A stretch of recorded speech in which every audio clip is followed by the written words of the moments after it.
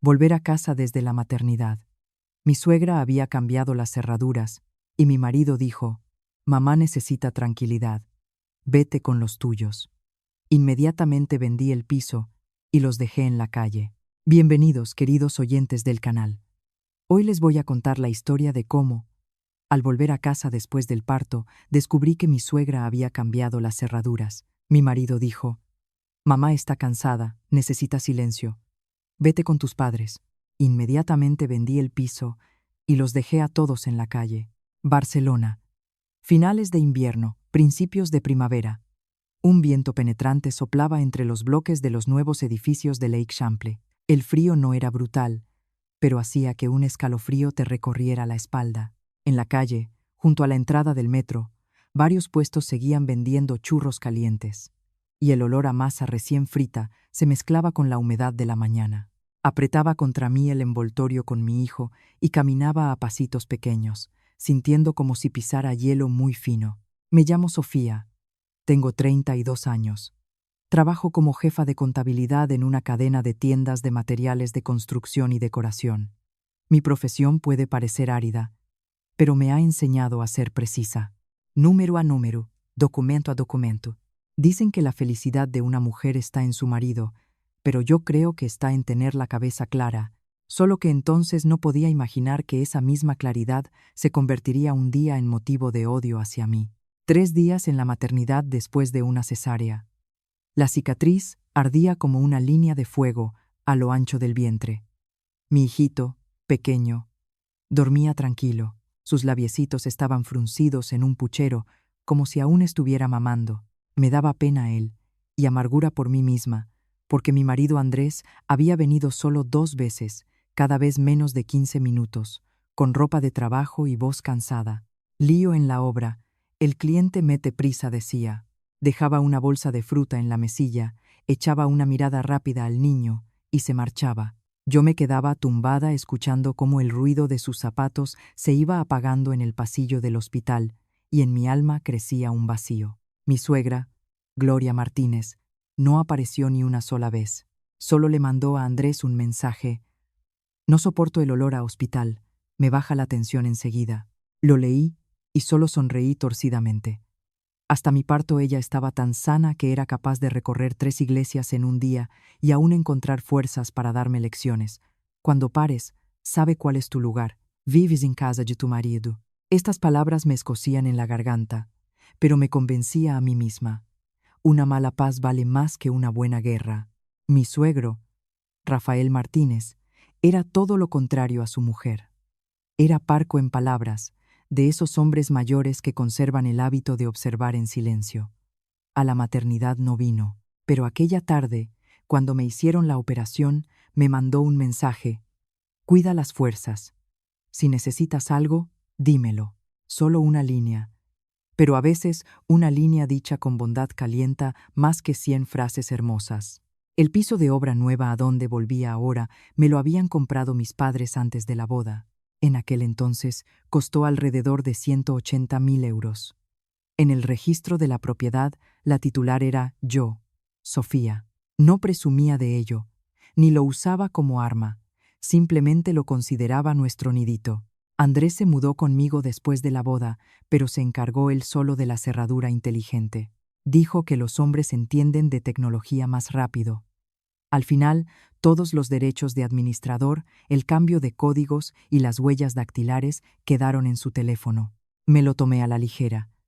¿Qué secretos puede haber entre marido y mujer? Pero lo cierto es que desde el 7º mes de mi embarazo, Andrés cambió. Su teléfono siempre estaba boca abajo, y al oír una notificación lo cogía de inmediato y salía al balcón. Una vez le pregunté en broma: «¿Quién te escribe así, que lo cuidas tanto?». Me ladró: «¿No tienes nada que hacer?». Solo una frase, pero como una bofetada. Yo no soy de las que montan escenas de celos, ni hurgan en las cosas ajenas, pero todo tiene un límite. En mi alma empezaba a crecer una sensación, fina como papel de fumar. Tócala y se rompe. El día del alta intenté convencerme a mí misma. Lo principal es llegar a casa. Las primeras semanas después del parto, lo más importante es el descanso. El niño necesita una madre sana, La madre necesita leche y un caldo de pollo caliente. Llamé a un taxi. El conductor, al verme con el envoltorio y la bolsa de pañales, me preguntó con simpatía: ¿Y el marido, guapa? Respondí con una broma. Está en el trabajo, dije, y hasta a mí misma me hizo gracia. La frase sonaba como un meme de internet. Ocupado es el abrigo universal que se ponen para dejarte en la intemperie. El taxi se detuvo ante el portal. Pasé por delante de la portera, la saludé brevemente y entré en el ascensor. Con cada número en el panel, mi corazón daba un vuelco. Deteniéndome ante la puerta de mi piso, tomé aliento, aferrada aún a la esperanza. Ahora abriré la puerta y en casa olerá a limpieza y a caldo caliente. Andrés estará ahí, y aunque no esté contento, al menos me ayudará a entrar con las cosas. Marqué el código habitual. La cerradura parpadeó en rojo. Lo marqué otra vez, despacio, segura, comprobando cada cifra. Rojo otra vez. Mis manos se helaron, la cicatriz dio un tirón, como si alguien jalara del hilo bruscamente. Me apoyé con la frente en la puerta fría, escuchando cómo latía desbocado mi corazón. Dicen que el hogar es el lugar al que siempre se puede volver. En ese momento esa frase me pareció un lujo inasequible. Ya había sacado el teléfono para llamar a Andrés cuando desde dentro se oyeron pasos.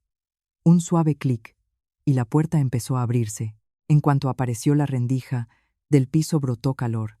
Pero a mí no me entró calor, porque en el umbral estaba Andrés, con una camiseta gris, pantalón corto y zapatillas de casa.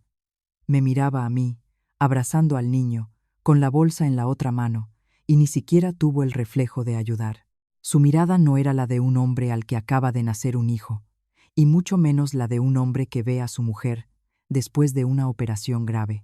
Era una mirada vacía, como si todo ya estuviera decidido y no hubiera nada de qué hablar.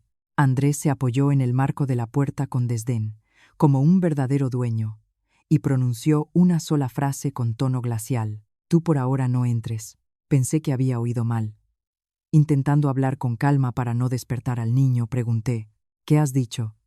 «Vengo directamente de la maternidad. El niño necesita dormir. Yo necesito acostarme. Déjame pasar». Andrés no se movió. Miró el envoltorio en mis brazos y apartó la vista, como si temiera esa mirada de responsabilidad. «Mamá está ahora con nosotros», dijo despacio, como si lo hubiera ensayado ante el espejo. «Últimamente tiene la tensión alta. El médico de la clínica de al lado ha dicho descanso absoluto. Si el niño llora por las noches, no podrá dormir y le dará una crisis. Vete con el niño a casa de tus padres por ahora». Lo escuché y se me cerró la garganta. Literalmente ayer Gloria había llamado a Andrés a través de sus contactos para presumir de que estaba comiendo cocido madrileño en un bar de la calle. Su voz vibraba. Si con esa tensión alta le quedan fuerzas para hablar del cocido con vino, es que en verdad tiene la tensión muy alta. Me contuve y pregunté directamente: «¿Por cuánto tiempo es por ahora?» Andrés puso los ojos en blanco, como si mi pregunta fuera un estorbo molesto. «Hasta que el niño crezca un poco. 1 año, quizás 2», respondió con total indiferencia. Me quedé paralizada. 1 año, 2. Lo dijo tan fácilmente, como si hablara de ir al supermercado. Me reí en voz baja, pero la risa se me quedó atascada en la garganta, y eso dolía más que el llanto. «¿Tú mismo oyes lo que estás diciendo?», pregunté, y mi voz tembló de rabia y cansancio. «Me hicieron una cesárea hace 3 días. El niño es muy pequeño todavía, y tú me dices que me marche 1 año o 2». Andrés se encogió de hombros, y su indiferencia me encendió la cara. Y encima añadió con tono paternalista: «Tú, como nuera, debes respetar a la madre. Piensa en lo que ella puede aguantar con el llanto del niño». En ese momento, desde el interior del piso, llegó la voz sonora demasiado sana para una enferma de Gloria Martínez. «Tiene razón. Soy mayor. Necesito tranquilidad. Si oigo el llanto del niño por la noche, se me disparará la tensión. Si me pasa algo, tú serás la responsable. Y además, esos pañales huelen.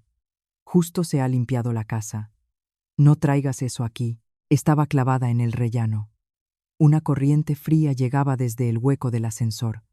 Se me pusieron los pelos de punta en los brazos. La frase sobre los pañales que olían sonó como una bofetada. Miré el envoltorio en mis brazos. a mi hijo dormido, y sentí vergüenza. No vergüenza por la pobreza ni por defectos, sino vergüenza de que me trataran como a un objeto sucio. Respiré hondo. La profesión de contable me había enseñado algo. Cuando intentan confundirte, hay que mantener la máxima claridad, dije, esforzándome aún en hablar en voz baja para no despertar al niño. Este piso está a mi nombre. No estoy pidiendo entrar de visita, simplemente estoy volviendo a mi casa. Al oír esto, Andrés se ensombreció. Bajó la voz, pero en ella resonó claramente una amenaza. No me vengas aquí agitando papeles. Soy tu marido y la casa es de los dos. Lo que pasa en la familia debe quedarse en la familia. Lo miré directamente a los ojos. Durante varios segundos recordé las noches del 8º mes de embarazo. Yo estaba tumbada de lado, ahogándome, y él, dado la vuelta, se hundía en el teléfono. Recordé el olor a un perfume ajeno en su camisa cuando volvió de una cena de empresa con clientes.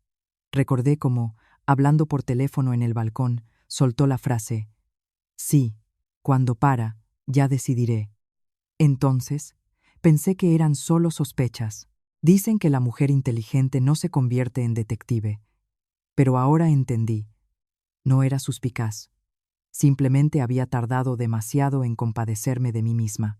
Gloria Martínez salió del piso y se puso detrás de Andrés. Estaba lejos de parecer enferma. El pelo recogido en un moño alto.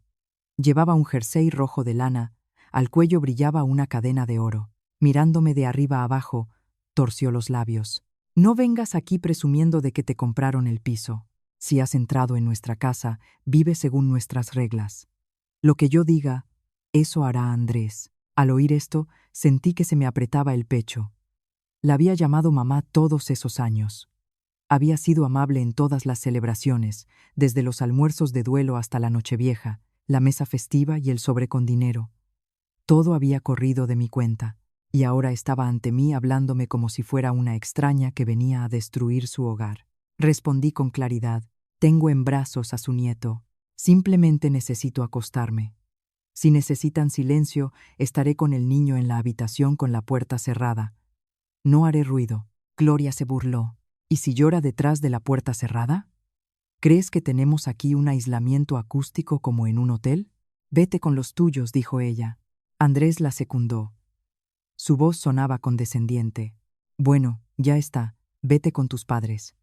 El fin de semana, si me quedo libre, me paso. Dile a tus padres que preparen una mesa decente». Esa frase fue como una ducha de agua helada. Miré a Andrés, luego a Gloria, y por primera vez en mi vida vi con absoluta claridad el significado de la palabra crueldad. Para eso no hace falta gritar ni pelearse, basta con decirlo en tono tranquilo. Mi hijo aún dormía. Sus labiecitos se movían, su pequeño pecho subía y bajaba. Pensé de repente que si me quedaba aquí 10 minutos más, en esta corriente, se resfriaría. Y si ahora agachaba la cabeza y me iba dócilmente donde mis padres, ellos sentirían su fuerza y no se quedarían ahí. Cuanto más tiempo vives, mejor conoces a las personas. Este viejo dicho me vino a la cabeza. Amargo, pero verdad. No me puse a gritar ni a discutir. Simplemente retrocedí medio paso, apreté más al niño y saqué el teléfono.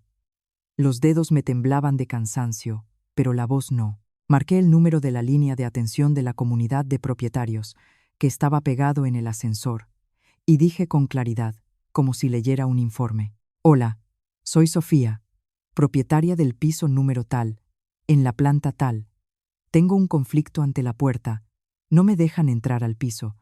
Les ruego que suban para garantizar el orden y levantar un acta». Andrés dio un respingo. «Sofía, ¿qué estás haciendo?». Levanté hacia él los ojos, tranquilos hasta el punto de sorprenderme a mí misma. «No estoy haciendo nada. Estoy actuando según las normas». Luego marqué el número del agente de la policía local. Los largos tonos de llamada resonaron por el frío rellano como un redoble de tambor al comienzo de una batalla decisiva. En cuanto los tonos del teléfono cesaron, el aire en el rellano pareció condensarse. Seguía de pie en el rincón, protegida de la corriente junto a la escalera de incendios, apretando al niño contra el pecho. El frío se colaba bajo la fina chaqueta, pero tenía miedo de apretarlo demasiado para que no estuviera incómodo. Solo intentaba respirar con regularidad, como cada vez que cerraba el informe trimestral. Lo principal, la calma. Un solo número equivocado y se derrumba todo el sistema. Andrés salió del piso, pero su mano seguía aferrada al marco de la puerta, como si temiera que me colara dentro. Bajó la voz intentando hablar con amenazante preocupación. Sofía, entra en razón. Llamar a la comunidad de propietarios, a la policía. Quedamos en ridículo ante todo el edificio.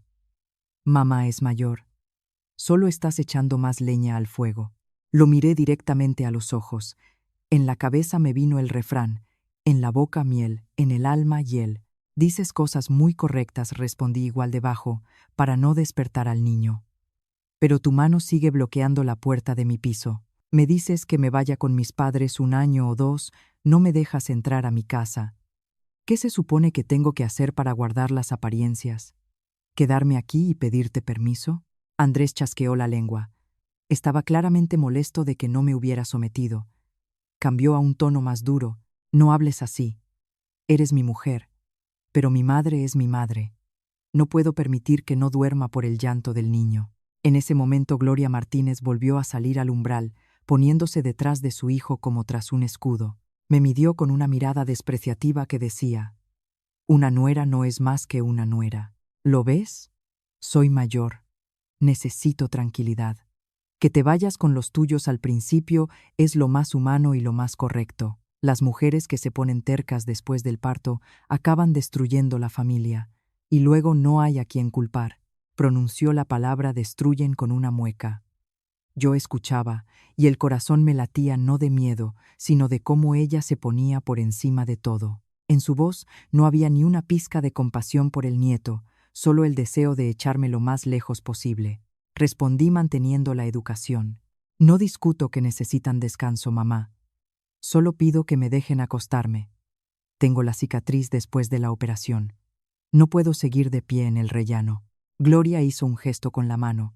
Si no puedes estar de pie, vete a casa de tu madre y quédate allí tumbada. Este hogar no es lugar para traer la infección del hospital. Francamente, me da miedo esa energía de hospital. La traes aquí y luego empiezan las desgracias en la casa. ¿Quién va a responder de eso? Si lo hubiera dicho una persona ajena, podría achacarse a superstición.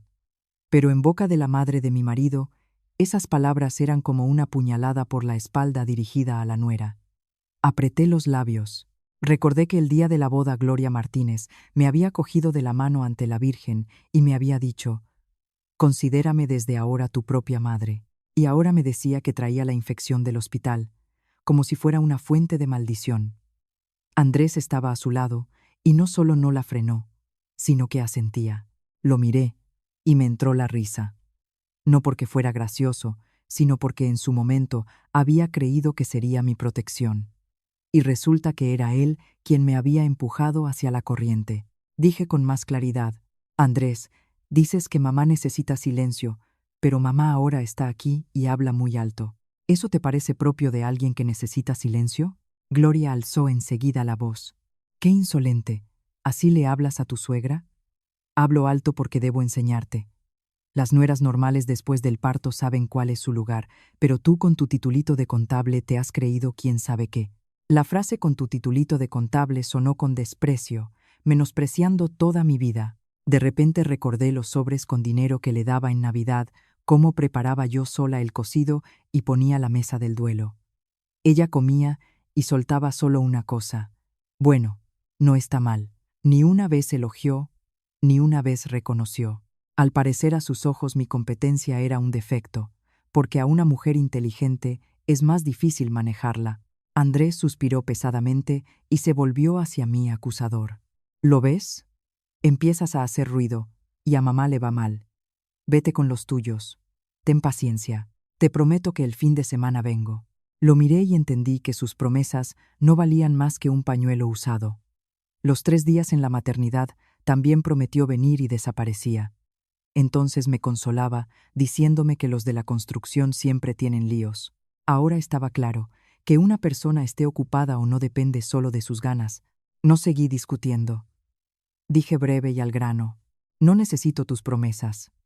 Necesito mi derecho a entrar en mi propia casa, Andrés frunció el ceño. Su voz se endureció. «Te estás pasando. ¿Quieres hacerme quedar de villano ante los vecinos?» Me reí en voz baja, pero sin alegría. «No hace falta presentarte como tal. Tú te vascas de maravilla solo». Cayó el silencio. Gloria echó un vistazo al rellano. Vio cómo se abrían las puertas del ascensor, cómo salían y entraban algunos vecinos. Enseguida cambió de táctica y pasó al papel de víctima, llevándose la mano al pecho, se lamentó.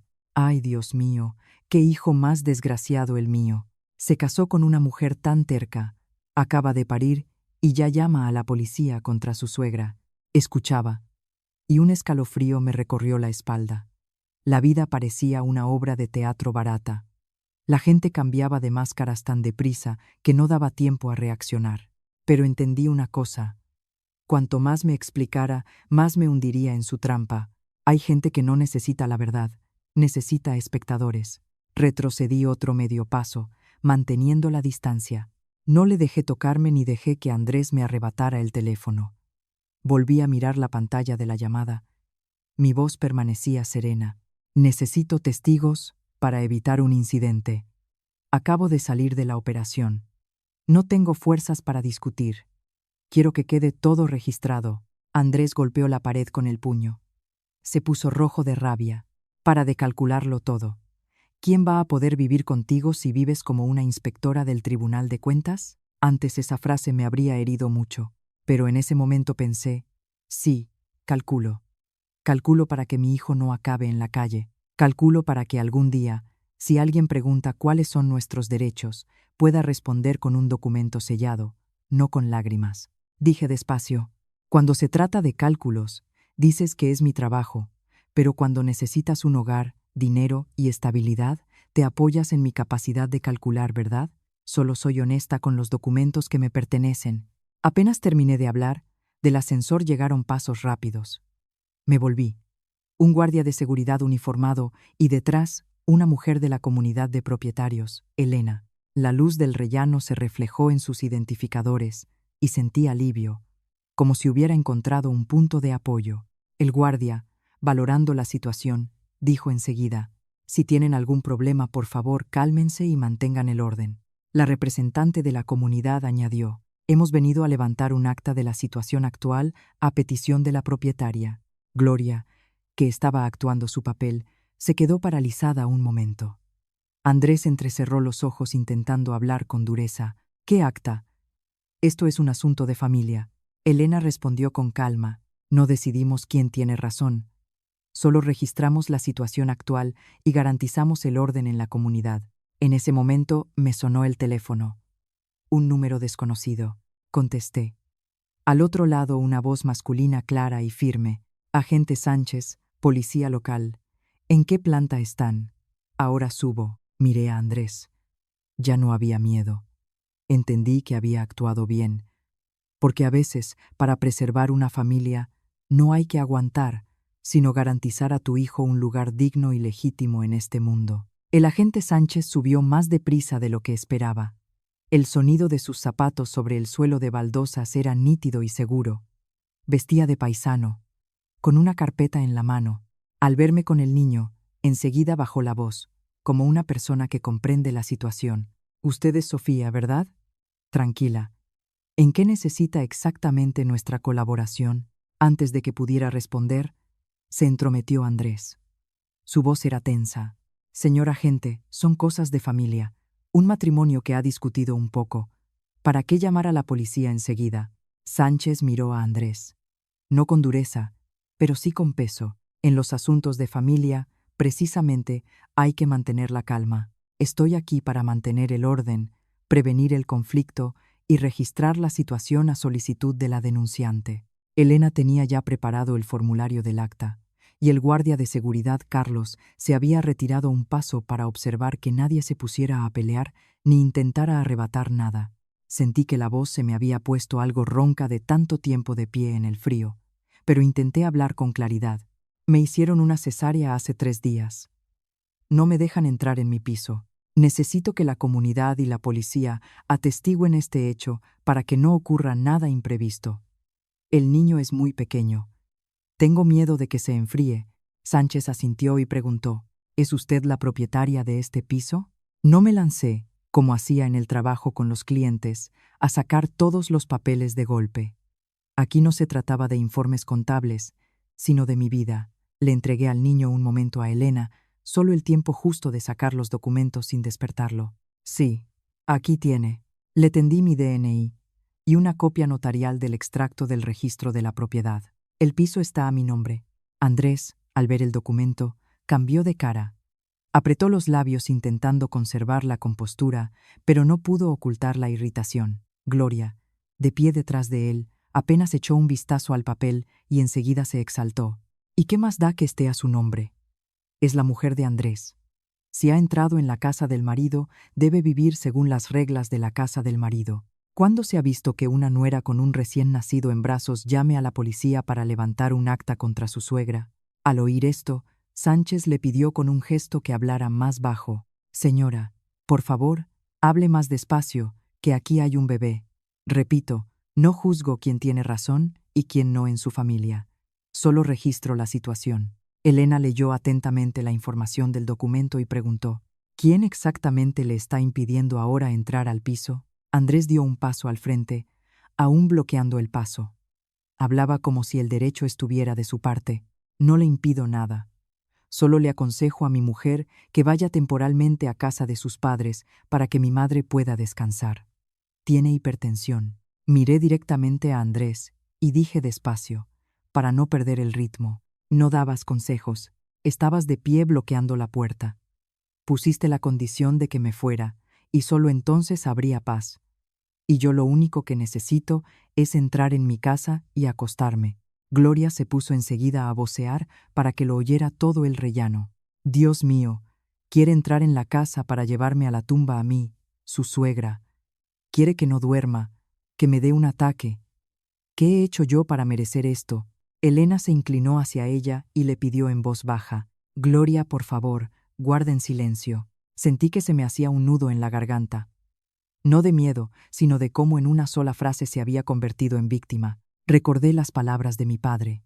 Cuando venga la desgracia, no te apresures a enojarte. El enojo estorba en el trabajo. Me recordé el refrán. Una palabra amable no cuesta nada, pero hace maravillas. Pero con los que intentan aplastarte, las palabras amables son como atarte las manos a ti misma. Sánchez se volvió hacia Andrés. ¿Tiene usted algún documento que acredite su derecho de propiedad o copropiedad sobre este piso?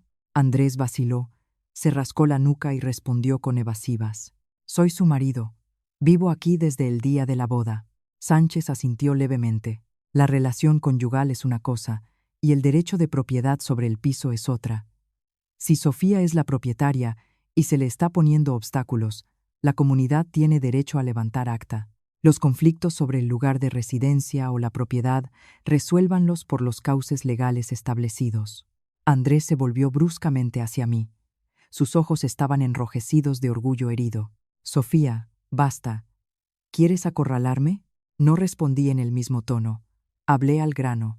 Quiero que todo quede claro. No quiero acabar con el niño en la calle en mitad de la noche. Elena empezó a redactar el acta, devolviendo la situación al cauce legal. Leyó cada punto en voz alta para que no hubiera disputas después. La propietaria del piso, Sofía, solicita la colaboración de la comunidad en relación con el impedimento de acceso a la vivienda. Persona señalada como causante del impedimento, Andrés. La ciudadana Gloria Martínez ha causado alboroto en el rellano comunitario. Ora, Andrés reaccionó enseguida. ¿Qué impedimento? No he impedido nada. El guardia Carlos lo miró y dijo en voz baja, pero directamente. Usted estaba de pie bloqueando la puerta. Todos lo hemos visto. Esa frase hizo callar a Andrés. Gloria pasó a las lágrimas. Se enjugó rápidamente los ojos y se lamentó. ¡Ay, Dios! ¡Qué desgraciada es mi vida! La nuera echa a la suegra a la calle. ¿Qué pecado cometí para esto en mis últimos años? La escuchaba y la espalda se me heló. La vida recordaba a una obra de teatro barata. La gente se cambiaba las máscaras tan deprisa que no daba tiempo a reaccionar. Pero entendí algo. Cuanto más me explicara, más me hundiría en su trampa. Retrocedí otro medio paso, manteniendo la distancia. No le dejé acercarse ni que Andrés me arrebatara el teléfono. Volví a mirar la pantalla del agente. Mi voz siguió serena. Necesito testigos para evitar un incidente. Acabo de salir de la operación. No tengo fuerzas para discutir. Quiero que quede todo registrado. Andrés golpeó el puño contra la pared. Se puso rojo de rabia. Para de calcularlo todo. ¿Quién va a poder vivir contigo si vives como una inspectora de Hacienda? Antes esa frase me habría herido mucho. Pero en ese momento pensé, sí, calculo. Calculo para que mi hijo no acabe en la calle. Calculo para que algún día, si alguien pregunta cuáles son nuestros derechos, pueda responder con un documento sellado, no con lágrimas. Sánchez se volvió hacia Andrés. Andrés, cálmese. Según los documentos presentados, ella es la propietaria del piso. El cambio de cerradura es una medida de seguridad.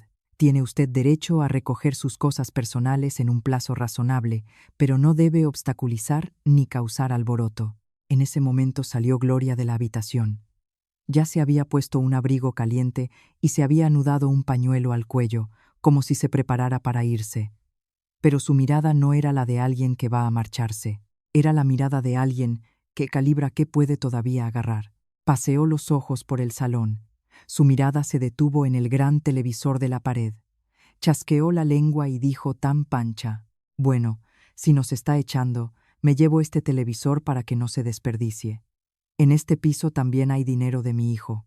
No respondí con ironía. Solo suspiré, cogí el teléfono y abrí la carpeta de facturas electrónicas que llevaba desde que compré los electrodomésticos. Hábito profesional. Todo debe tener un documento. No para presumir, sino para no quedar en ridículo. Giré la pantalla hacia Elena y Sánchez. Aquí está el ticket del televisor, a nombre de Sofía. Pago con mi tarjeta. Dirección de entrega. Todo indicado. Gloria se quedó paralizada. Andrés dijo entre dientes: ¿y qué? El ticket está a tu nombre, pero el dinero te lo di yo. La miré con calma, sorprendiéndome a mí misma. Si me lo diste o no, eso tendrás que demostrarlo, y yo tengo el ticket y el extracto de mi cuenta bancaria. Esa frase hizo callar a Andrés, porque en el fondo sabía, yo no suelto palabras al viento. Vivo con números, y los números no conocen la piedad. Sin poder llevarse el televisor, Gloria se centró en otro objetivo. Fue hasta el zapatero, sacó varios pares de zapatos nuevos y murmuró: y el calzado también lo compró con dinero de mi hijo. Volví a abrir los tickets, esta vez de una tienda online, y de nuevo a mi nombre. No discutía, simplemente presentaba pruebas. Carlos el guardia, al ver cómo ella arrojaba el calzado, comentó en voz baja: señora, llévese por favor solo sus cosas personales. Lo que pertenece a la propietaria, déjelo. Gloria se volvió bruscamente. Sus ojos centellaron. Tú eres el guardia y la estás defendiendo a ella. ¿Cuánto te ha pagado? Carlos se ruborizó, pero respondió con profesionalidad: no defiendo a nadie. El que tiene documentos tiene la razón. Quizás esa frase enrabiase a Gloria más que ninguna, porque estaba acostumbrada a ganar a gritos. Al enfrentarse a alguien que solo reconoce los papeles, quedó desarmada. Andrés, viendo a su madre en un callejón sin salida, se dirigió al dormitorio y empezó a abrir cajones con estrépito.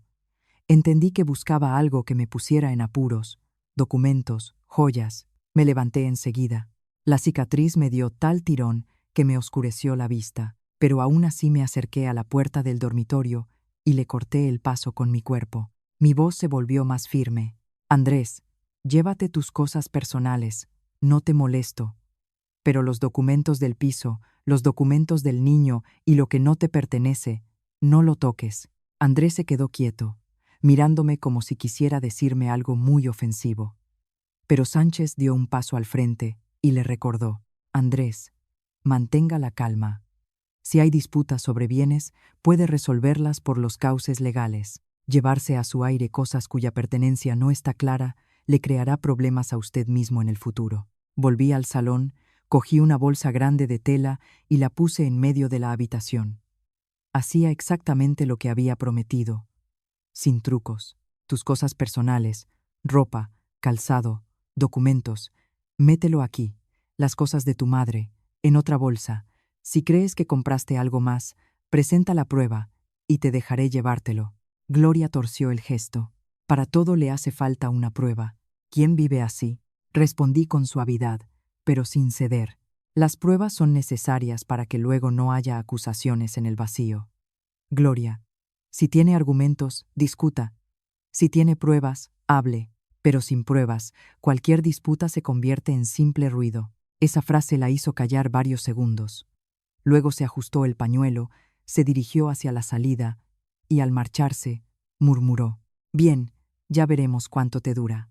En ese momento el cerrajero terminó el trabajo. Me entregó las llaves nuevas y me explicó cómo programar el nuevo código. Asentí, sintiendo que el cansancio me nublaba la vista. Sánchez me miró y preguntó brevemente: «¿Quiere añadir algo más al acta? Por ejemplo, sobre el estado de los bienes al marcharse ellos». Elena añadió enseguida el complemento: «Hora del cambio de cerradura, relación de las cosas personales que se llevaron y la obligación de volver a por el resto en el momento acordado ante representante de la comunidad». Todo breve, claro y jurídicamente correcto. Cuando por fin salieron al rellano, advertí al fondo del pasillo, junto al ascensor, otra figura. Era Rafael Martínez, mi suegro. No dijo nada, solo me miró a mí, luego al envoltorio con el niño en mis brazos. En su mirada no había ni ira ni reproche, solo tristeza e impotencia. La mirada de un hombre que sabe que su hijo no tiene razón, pero no puede frenarlo. Quiso decir algo, pero se arrepintió. Solo asintió apenas perceptiblemente, como una disculpa no pronunciada en voz alta. Yo, apretando al niño, respondí con un leve asentimiento igual. No era perdón ni súplica de ayuda, solo reconocimiento. En esa casa había al menos una persona que aún distinguía el bien del mal. La puerta se cerró. Ya no había gritos ni discusiones. Solo quedó el olor a leche, el antiséptico en mi ropa y la respiración acompasada del niño. Cerré el cerrojo, me apoyé de espaldas en la puerta y por un momento cerré los ojos. Mis manos temblaban de dolor y agotamiento, pero en el alma había un extraño vaciamiento, como si acabara de cortar una cuerda que me había estado estrangulando largo tiempo. Entendí. Desde esa noche ya no podía fiarme de la gente. Debía fiarme de los procedimientos para proteger a mi hijo y a mí misma. El piso quedó sumido en el silencio, tan profundo que oía el tic-tac del reloj de pared. Puse al niño en el Moisés junto al sofá y corrí las cortinas para amortiguar la luz del rellano. Arturo se movió, sus labiecitos chascaron buscando leche. Me incliné y le besé en la frente. El olor del bebé, suave y limpio, era tan distinto al veneno que había flotado aquí media hora antes. Pero no me permitía relajarme. Los que se habían atrevido a bloquear la puerta podían volver. Cogí el teléfono y llamé a Elena de la comunidad para confirmar la entrega de cosas al día siguiente. «Elena, mañana a las 9 de la mañana, por favor mande a alguien a atestiguar la entrega. Solo devuelvo las cosas personales y no quiero ningún escándalo». Ella respondió brevemente: «No se preocupe, Sofía, mando a Carlos. Todo según el acta». Al colgar, recorrí el piso haciendo fotos rápidas de los rincones principales para registrar el estado. No por codicia, sino para evitar que al día siguiente dijeran que había escondido o estropeado algo. Mi profesión me ha enseñado: todo debe tener un rastro legal. La cicatriz palpitaba, y tenía que apoyarme en la mesa para quedarme de pie. Cogí al niño para darle el pecho. Se aferró con fuerza. Sus ojitos se entreabrían y cerraban. Mirando su boquita diminuta, comprendí una verdad sencilla. Por tu hijo eres responsable. Lo he parido, y tengo la obligación de ser fuerte y sensata. El teléfono volvió a vibrar. Un mensaje breve de Andrés: «Te has pasado. Mañana hablamos». Ni una palabra sobre el niño, ni una pregunta de si me dolía algo. Solo hablamos, como si me convocara a su despacho a rendir cuentas. No contesté. El silencio en ese momento no era derrota, sino una forma de no darles material nuevo para la manipulación. Puse el teléfono en silencio y lo dejé de lado. Hacia las 10 de la noche llamaron brevemente al timbre. El corazón me dio un vuelco. Apreté al niño contra mí y miré por la mirilla. Detrás de la puerta estaba Rafael Martínez, solo, con una chaqueta vieja y el pelo canoso alborotado por el viento.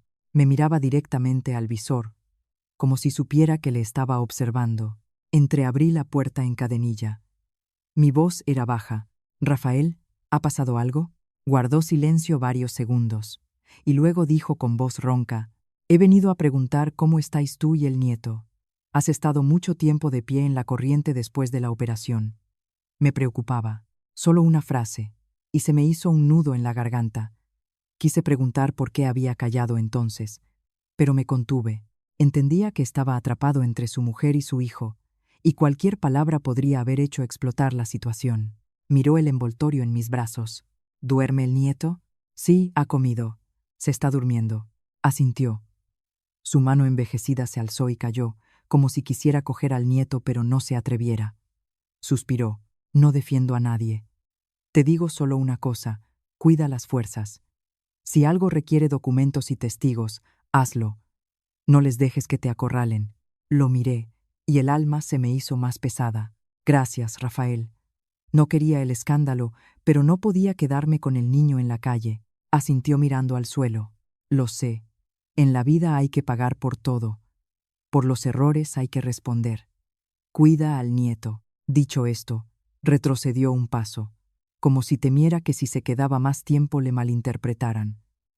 Antes de irse, añadió en voz baja: «Mañana, en la entrega de las cosas, si empiezan a armar escándalo, dile a Carlos que me llame». Se dio la vuelta. Su figura delgada se alejó despacio hacia el ascensor como una sombra solitaria. Las puertas del ascensor se cerraron. Estuve inmóvil varios segundos más, sintiendo como si hubiera oído una disculpa que no había podido pronunciar en voz alta. Cerré la puerta con todos los cerrojos. Una parte de mí se ablandó, pero la otra siguió dura como la piedra, porque la bondad silenciosa de Rafael no podía salvar este matrimonio. Yo necesitaba seguridad y límites claros. Puse al niño en el Moisés. Encendí la lamparilla amarilla suave. Abrí el cuaderno y escribí 3 líneas. No discutir cuando esté cansada. No responder con las emociones. Todas las actuaciones según el procedimiento. Al escribirlo, cerré el cuaderno como si sellara un juramento. Antes de acostarme, saqué 2 bolsas grandes de tela y las puse en el rincón del salón, pegando pegatinas. Cosas de Andrés y cosas de Gloria. Mañana vendrían y yo simplemente abriría la puerta a la hora acordada, les daría las bolsas, recibiría la firma, lo grabaría en vídeo según pedía la comunidad y no tendría que quedarme en medio de la habitación escuchando sus lamentos. Dicen que una mala paz vale más que una buena guerra, pero entendí, aguantar bien es mantener la paz, aguantar mal es poner el cuello bajo el cuchillo. En esa noche no lloré en voz alta. Las lágrimas corrieron solo cuando el niño se durmió tranquilo, como una lluvia fina fuera de la ventana. Me las sequé y me dije: las lágrimas pueden lavar la cara, pero no el destino. Para cambiar el destino, hay que cambiar la forma de vivir. El reloj dio las 11. Fuera de la ventana, Barcelona brillaba envuelta en bruma húmeda. Por la avenida pasaban coches escasos, dejando tras de sí largas franjas de luz amarilla, como suspiros. Caminaba despacio por el salón con Arturo en brazos, dándole palmaditas en la espalda. Mis manos lo mecían, pero el oído estaba tenso, no por paranoia, sino porque acababa de aprender una lección muy cara. Si tú mismo no proteges la puerta de tu hogar, otros la cerrarán por ti a su antojo. El niño volvió a dormirse, inclinando la cabeza de lado. Lo puse en el Moisés, le arreglé la mantita. Al terminar, me desplomé en el sofá y expiré profundamente. La cicatriz tiraba como si alguien jalara de un hilo, y quería cerrar los ojos y dejarlo todo. Pero ¿cómo lo dejas? Lo dejas tú. Se te cae encima. Abrí el teléfono sin releer el mensaje de Andrés. Me ocupé de otra cosa. Abrí las notas y empecé a escribir, como si confeccionara un libro mayor. 20:10. Llegué a la puerta. La cerradura no funciona. 21:22. Andrés abrió. No dejó entrar. 21:15. Gloria mencionó el olor a pañales. Exigió que me fuera a casa de los padres. 21:25. Llamada a la comunidad de propietarios. 20:33. Llegó el agente. 21:15. Levantada el acta. 21:30. Cambio de cerradura. No añadí emociones. Solo hechos. Las emociones se pueden rebatir, pero las horas y los sucesos son más difíciles.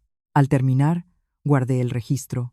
Hice una captura de pantalla del acta que Elena había enviado al chat de vecinos y guardé todo en una carpeta aparte con un nombre claro. Incluso tuve la previsión de hacer una copia de seguridad en mi correo electrónico. Alguien dirá que es excesivo, pero mejor pasarse que arrepentirse.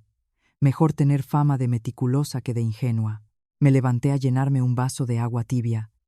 En la cocina había luz, pero en el alma oscuridad. En el armario aún quedaban garbanzos y un poco de arroz, lo que había comprado la semana pasada para preparar potaje el primer mes del niño.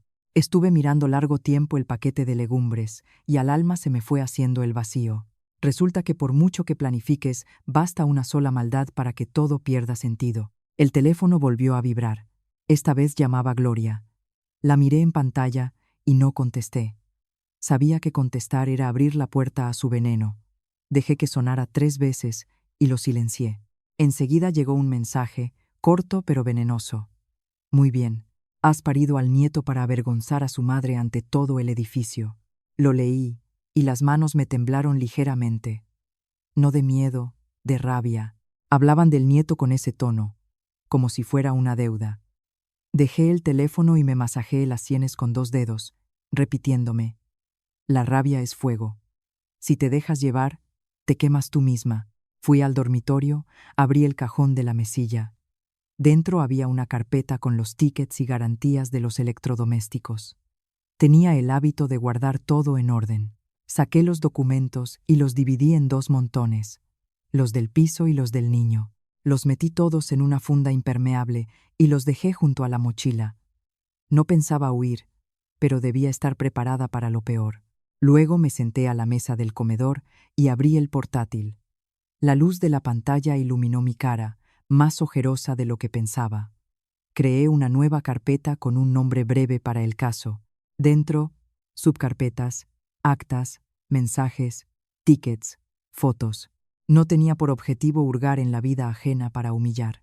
Solo recogía lo que concernía directamente a mis derechos y los de mi hijo.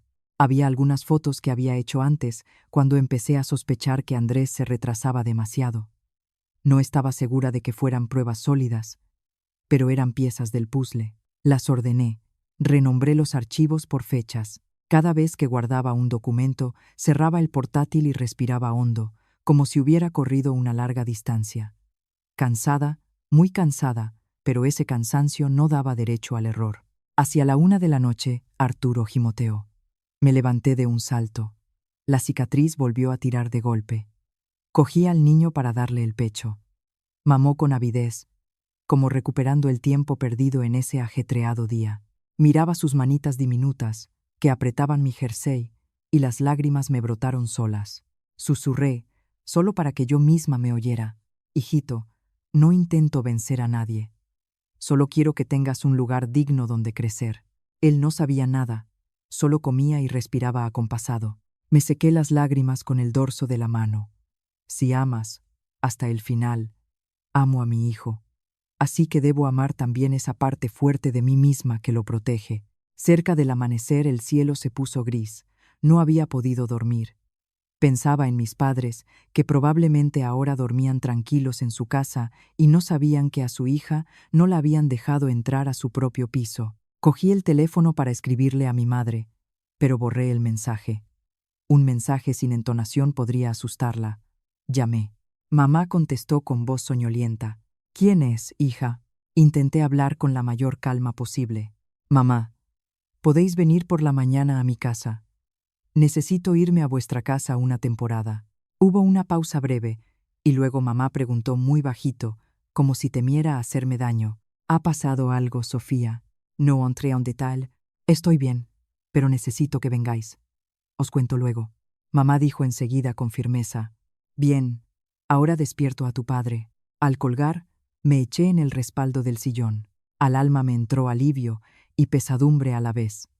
Alivio porque había aparecido un apoyo. Pesadumbre porque desde ese día mis padres entraban en una guerra en la que no deberían haber entrado por culpa de su nieto recién nacido. Me levanté, entreabrí la ventana. En la habitación entró aire frío. Me estremecí, me envolví más en el batín y miré abajo, al patio. Los basureros ya barrían, sus escobas susurraban igual y monótonamente. La vida seguía su curso. Solo mi vida giraba hacia otro camino. Me volví y por última vez eché una mirada al piso en esa noche. Las paredes eran blancas, la luz brillaba, las cosas estaban en su sitio, pero la sensación de calor había desaparecido. Entendí. Algunas cosas se pierden no físicamente, sino como la fe. Y la fe, una vez traicionada, se pierde para siempre. Puse la mano en el Moisés, acaricié la mantita de Arturo y me erguí, repitiéndome mentalmente: a partir de este momento, cada paso debe estar calculado, no por nadie, sino por mi hijo. Apenas amaneció, oí el suave tintineo del ascensor. Ya no me sobresaltaba. Simplemente cogí a Arturo en brazos, me acerqué a la puerta y miré por la mirilla. Allí estaba Carlos, con el libro de registro de la comunidad. A su lado, Elena, con cara seria pero no fría. Elena dijo en voz baja a través de la puerta: «Sofía, hemos venido según lo acordado. Lo haremos todo rápido para que pueda descansar». Abrí la puerta dejándola en cadenilla. El aire de la mañana en el rellano era frío pero limpio. Invité a Elena al salón, y Carlos se quedó en el umbral para que nadie pudiera irrumpir. Ya no sentía incomodidad por molestar a la comunidad. La noche anterior había entendido. La vergüenza en el sitio correcto es dignidad, y en el sitio equivocado es autodestrucción. Faltando 10 minutos para las 9 llegaron Andrés y Gloria. Caminaban deprisa, apresurados, como si temieran llegar tarde y perder sus derechos. Andrés llevaba una chaqueta negra con cara sombría. Gloria iba envuelta en el pañuelo. En la mano tenía una bolsa vacía, supuestamente para las cosas, pero los ojos le recorrían todo como una inspectora. Elena habló la primera con mucha claridad. Ayer se levantó acta. Hoy se llevan las cosas personales según la lista que facilitará Sofía. Reciben, firman el acta de entrega y recepción y no arman alboroto en el rellano. Andrés sonrió con ironía. «¿Qué lista?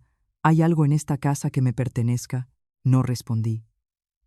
Simplemente puse en la mesa del comedor las 2 bolsas preparadas la tarde anterior. En una ponía Andrés, en la otra Gloria. Hacía exactamente lo que había prometido. «Estas son sus cosas personales que no alcanzaron a llevarse ayer», dije en voz tranquila. «Ropa, documentos, artículos de higiene. Compruébenlo ante la representante de la comunidad». Gloria enseguida abrió la bolsa, hurgó rápidamente y levantó la cabeza. «Falta mi joyero». La miré directamente, sin pánico. «Donde haya dejado su joyero, ahí búsquelo. Yo no lo he cogido y no he mirado en su armario. Si tiene alguna sospecha, indique el lugar exacto y lo comprobaremos juntos ante la comunidad, pero con todos presentes». Gloria vaciló. Evidentemente estaba acostumbrada a gritar para asustar, no a presentar pruebas concretas. Andrés se metió. «Sofía, no montes un circo. Dame las llaves de repuesto. Necesito entrar y coger mis cosas». Carlos le cortó el paso en el umbral con suavidad, pero firmeza. «Andrés, entrará solo con el consentimiento de Elena y Sofía, y solo para recoger sus cosas personales. Actuamos según las normas». Andrés me miró como si quisiera devorarme, y luego se volvió hacia mí con reproche. «Muy bien. Has llamado a toda la comunidad para vigilarme como a un delincuente». Sentí que la cicatriz tiraba de tanto tiempo de pie. Pero no lo mostré. Solo respondí brevemente: «Acabo de dar a luz. No tengo fuerzas para discutir. Cuando todo está claro, es más fácil para todos». Elena le tendió a Andrés el acta para que firmara. Él cogió el bolígrafo. La mano le temblaba de rabia. Firmó y arrojó el bolígrafo sobre la mesa. Gloria firmaba refunfuñando. «En mi vida he visto una nuera así». No reaccioné. Cogí a Arturo y me fui a otra habitación para protegerlo del ruido. Cuando volví, vi que habían llegado mis padres. Mi padre, Emilio, iba en abrigo marrón. Era de estatura baja, pero se mantenía erguido. Mi madre, Pilar, llevaba una bolsa caliente con el desayuno.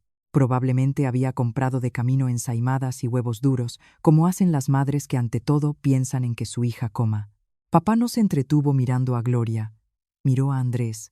Su mirada era serena como el acero. «Buenos días». He venido a llevarme a mi hija una temporada. Si algo requiere intervención jurídica, actuaremos por la vía legal. Andrés quiso decir algo, pero al toparse con la voz de mi padre, que no admitía discusión, se tragó las palabras. Gloria se volvió enseguida hacia mi madre, intentando entablar conversación sobre la moral. Como ha educado a su hija, que llama a la policía contra la suegra, mi madre no se puso a gritar. Solo suspiró y dijo en voz baja, pero con peso: mi hija acaba de parir. Necesita descanso y un sitio donde pueda tumbarse. El que quiere al nieto no molesta a su madre. Y eso es todo. Esa frase hizo callar a Gloria varios segundos. Recogí las cosas del niño en un cesto, solo lo más necesario: pañales, leche en polvo, ropa, documentos. No lo recogí todo de golpe, porque no huía. Me iba para recuperar fuerzas, evitar el conflicto y prepararme para actuar correctamente. Papá me ayudó a sacar la bolsa. Mamá cogió a Arturo. Yo iba detrás, apoyándome en la pared. Antes de entrar en el ascensor, me volví hacia Elena. Elena, por favor, guarde todos los documentos, los de ayer y los de hoy. Si en el futuro hay disputas, necesitaré copias. Elena asintió. Todo quedará guardado. Las puertas del ascensor se cerraron. En el reflejo vi a Andrés, de pie en el rellano con la cara ensombrecida. Gloria se había dado la vuelta. Ya no me importaba en qué pensaban. Sentía que salía de una trampa. En casa de mis padres, mamá ya había tendido la cama, preparado caldo de pollo caliente con perejil picado. Papá dejó la bolsa y dijo solo una frase: descansa, no te enfades. Todo tiene solución. Al oírlo, me eché a llorar. No de debilidad, sino porque al fin me habían dado permiso para respirar. Entendí que a veces un paso atrás no es derrota, sino una manera de plantarse con más firmeza. Queridos oyentes, ¿qué habrían hecho en mi lugar en semejante situación? ¿Se habrían mordido la lengua y aguantado? ¿O habrían optado por actuar con decisión para salvarse a ustedes y a su hijo? Si esta historia les ha hecho reflexionar, por favor pongan un me gusta y dejen un comentario. Y escuchen hasta el final, porque tras mi calma vino un giro que muchos no esperaban. Me sequé las lágrimas y terminé el caldo.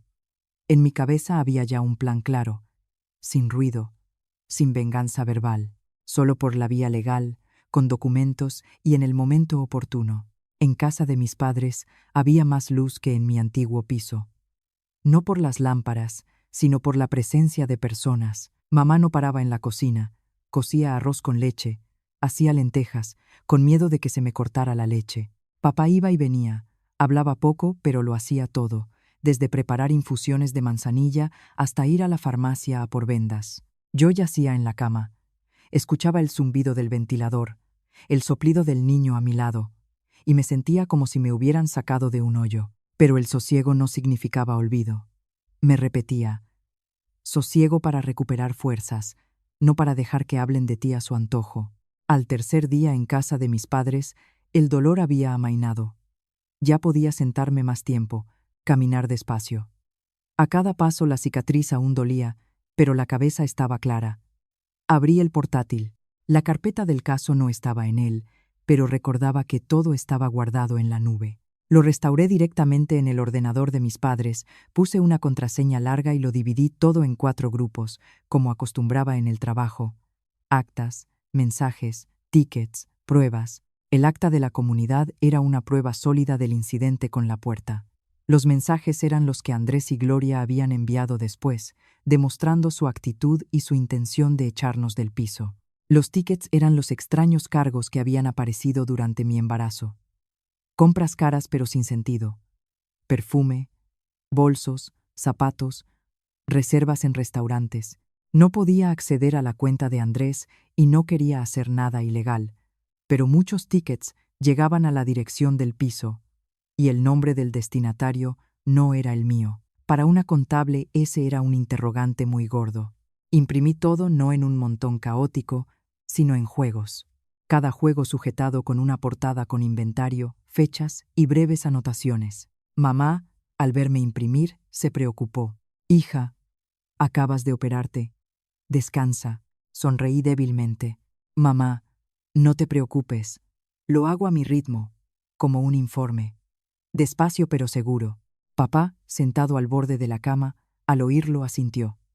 No preguntó nada, solo dijo paternalmente: hagas lo que hagas, siempre debe haber una salida. Con documentos no es tan aterrador que te difamen. Esa tarde llamó Andrés. Dejé que el teléfono sonara varias veces antes de contestar. No para hacerme de rogar, sino para asegurarme de que la voz no me temblara. Sofía, te has ido a casa de tus padres. Pues te has ido, pero no hay que hacer un escándalo de esto. La gente verá y dirá que te he hecho daño, dijo con dificultad para contener la rabia. Ya no le preguntaba si quería a su hijo. Le hice otra pregunta, directa y fría. ¿Cómo quieres resolver esta cuestión?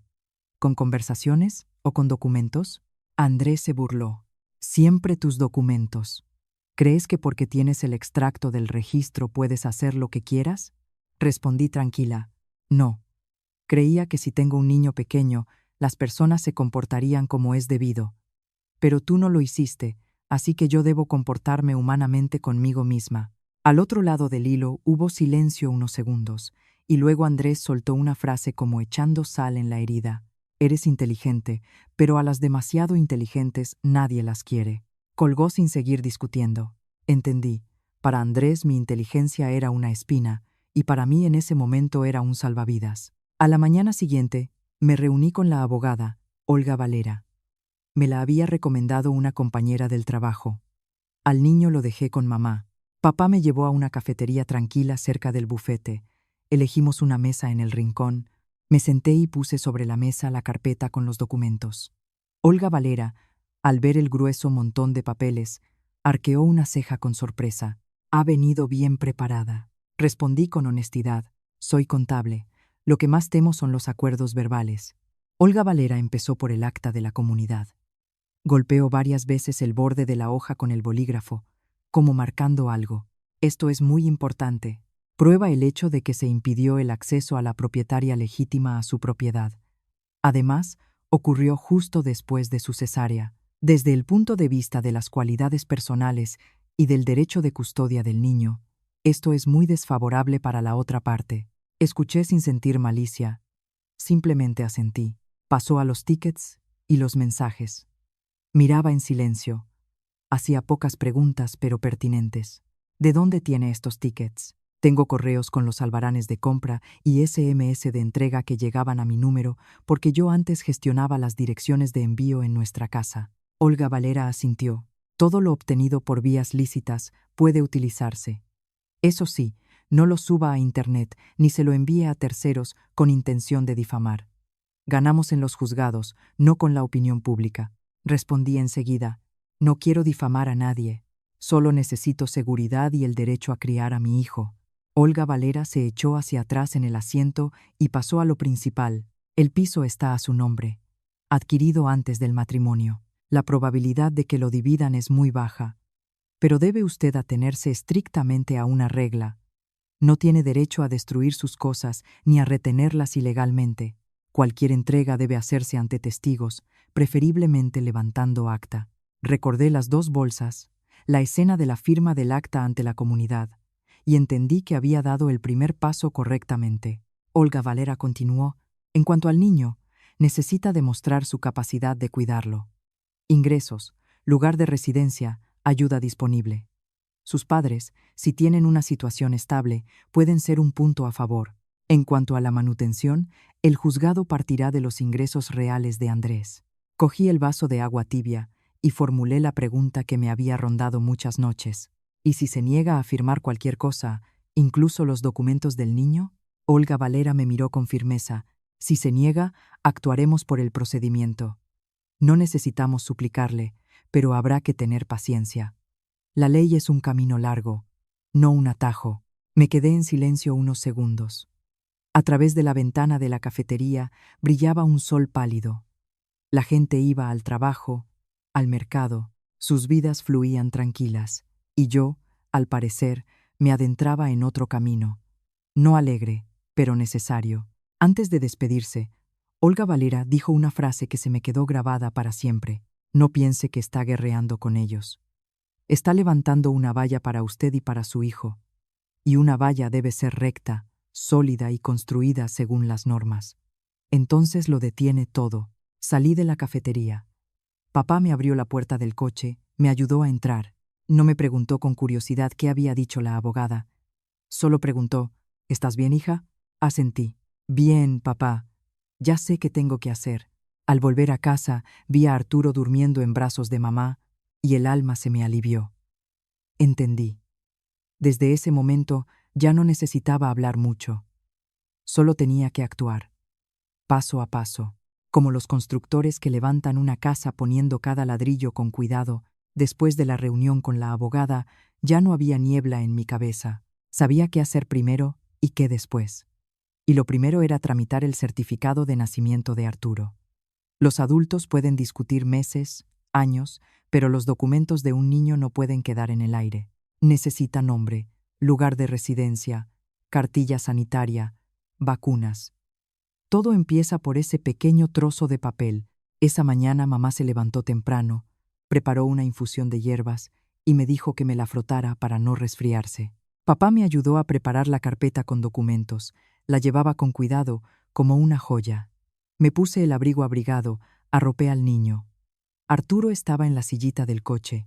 Su carita era rosada. Nos miraba. Mirándole, me dije, tiene por delante una vida larga, y tengo que hacer todo bien desde el principio. En el registro civil me senté a esperar turno, y la cicatriz palpitaba al compás del ventilador del techo. La funcionaria, al verme con el niño, preguntó en voz baja, ¿le hicieron cesárea? Asentí. Me dio el formulario y me explicó que había que rellenar dónde. Habló sin emociones de más, pero con tal respeto que me sentí persona, a diferencia del día en que me habían llamado fuente de infección.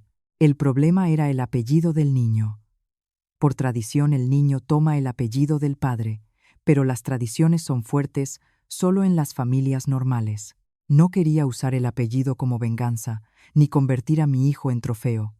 Solo quería que tuviera estabilidad, que no lo zarandearan de acá para allá por capricho de los adultos. La abogada Olga Valera había dicho claramente, puedo proponer un acuerdo, si es voluntario, y se formaliza por la vía legal. Al volver a casa, le escribí a Andrés un mensaje, sin largos preámbulos, sin emociones, sin mencionar infidelidades. Solo condiciones y objetivo. Andrés, esta semana necesito tramitar el certificado de nacimiento de nuestro hijo para poder ponerle la vacuna y la cartilla sanitaria. Te propongo que firmes un acuerdo para que el niño lleve mi apellido y esté empadronado en el domicilio de mis padres por razones de estabilidad. A cambio, resolveré todos los asuntos estrictamente por la vía legal, sin involucrar a familiares ni montar escenas. Si estás de acuerdo, nos vemos en el registro el día y hora tal para la firma. Sofía, al enviarlo, dejé el teléfono. Mamá me miró con inquietud. ¿Crees que estará de acuerdo? Sonreí torcidamente. Si no está de acuerdo, iremos igualmente por nuestro camino. Mamá, simplemente le doy la oportunidad de comportarse humanamente. Andrés respondió casi una hora después. El mensaje era breve y resumaba orgullo herido. No inventes. Es mi hijo. Le contesté con una sola frase. Es tu hijo. Entonces sé padre y pon tu firma. Al otro lado, silencio. No le presioné, no llamé. Aprendí a no correr detrás del que se ha dado la vuelta. Por la tarde Andrés llamó él solo. Su voz era más baja, ya no tan cortante, pero aún firme. Sofía, ¿por qué quieres que el niño lleve tu apellido? Respondí con calma. Por la estabilidad de sus documentos y su vida. Vivo en casa de mis padres. Yo lo cuido. Yo tramito todos los documentos. No quiero que cada vez que tenga que llevarlo a la vacuna o al médico, tenga que pedirte permiso, mientras tú apareces y desapareces a tu conveniencia. Andrés se burló. Muy bonito lo que dices. Pero si lleva el apellido de la madre, la gente se reirá. Suspiré. La gente no va a criar a mi hijo, Andrés. Las habladurías son como el viento en el campo. El viento sopla, pero el trigo crece igualmente. Quizás esa frase le hirió el amor propio. Guardó silencio varios segundos, y luego dijo, bien, firmaré. Pero tienes que prometerme que no me avergonzarás. Respondí enseguida, no avergüenzo a nadie, solo necesito los documentos del niño. El acuerdo firmado en el registro es voluntario. El funcionario lo explicará todo. Si estás de acuerdo, nos vemos mañana. Al día siguiente Andrés llegó. Iba con camisa blanca, impecable, como si intentara salvar su imagen, pero tenía los ojos cansados, cansados como el de alguien que vive en tensión continua y teme que le calen. Mi padre no se entretuvo hablando con él, simplemente fue conmigo, para estar presente, y se quedó a unos pasos. Mamá, con Arturo en brazos, se sentó en la zona de espera sin decir nada. La funcionaria del registro leyó el contenido del acuerdo en voz alta y clara. Le preguntó a Andrés: ¿Firma usted esto voluntariamente? ¿Entiende que este acuerdo concierne al apellido y al lugar de residencia del niño y no anula sus obligaciones como padre ni la obligación de abonar la manutención si así lo establece el juzgado? Andrés palideció ligeramente, cogió el bolígrafo y firmó. Su firma ese día no era tan larga como el día de la boda. Temblaba un poco, como la de alguien que toma una decisión de la que no quiere hacerse responsable, pero se ve obligado. Cuando el papel recibió el sello rojo, miré el documento y al alma me entró alivio y dolor a la vez. Alivio porque mi hijo tenía ya un camino claro. Dolor porque, resulta, para que un hombre se hiciera padre en el papel me había costado un matrimonio entero. Al salir del registro, Andrés se alejó deprisa evitando mirar al niño. No lo llamé ni lo frené. Solo me incliné, le arreglé la mantita a Arturo y me senté con él en el coche de papá. Antes de llegar a casa, mi teléfono empezó a llenarse de llamadas.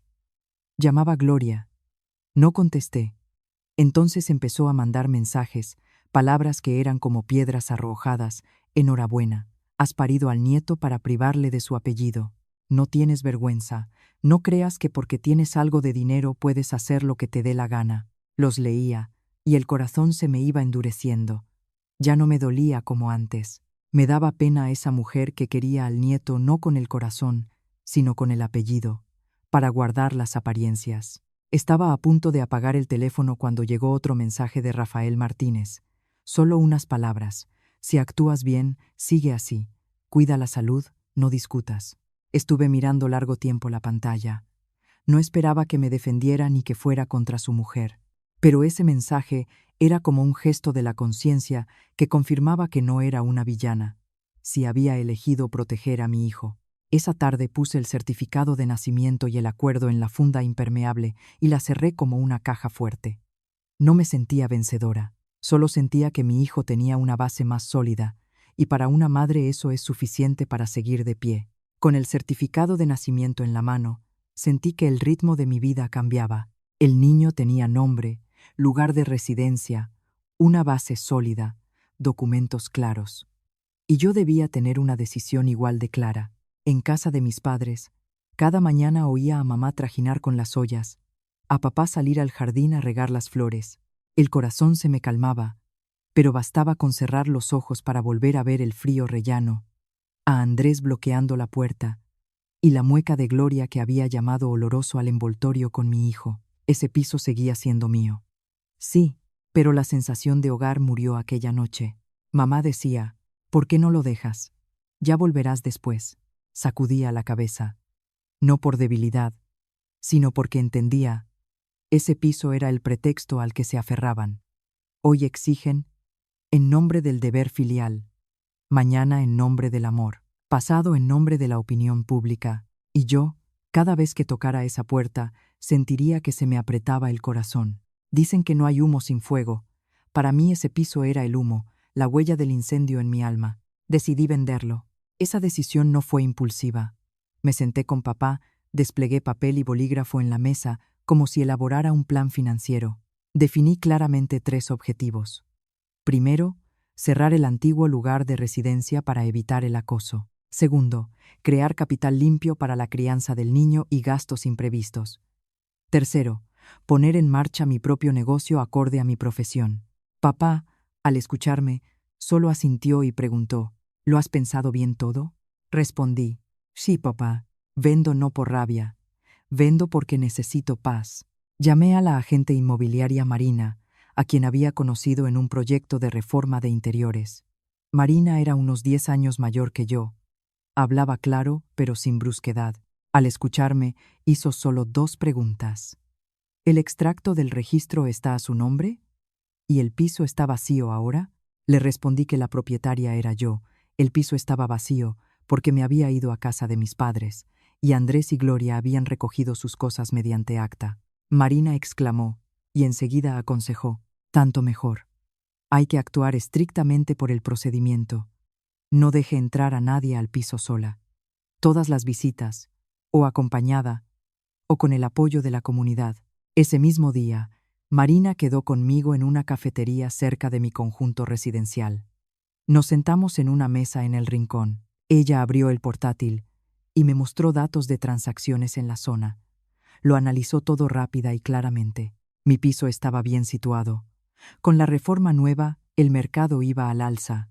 Si se hacía todo bien, podía sacarse unos 200.000 euros. Escuché esa cifra sin sentir la alegría de quien gana la lotería. Solo sentía que era razonable y suficiente para poder respirar. Marina dijo: pero recuerde, vender un piso no es solo enseñar documentos. Hacen falta visitas, señal, notario, impuestos, entrega.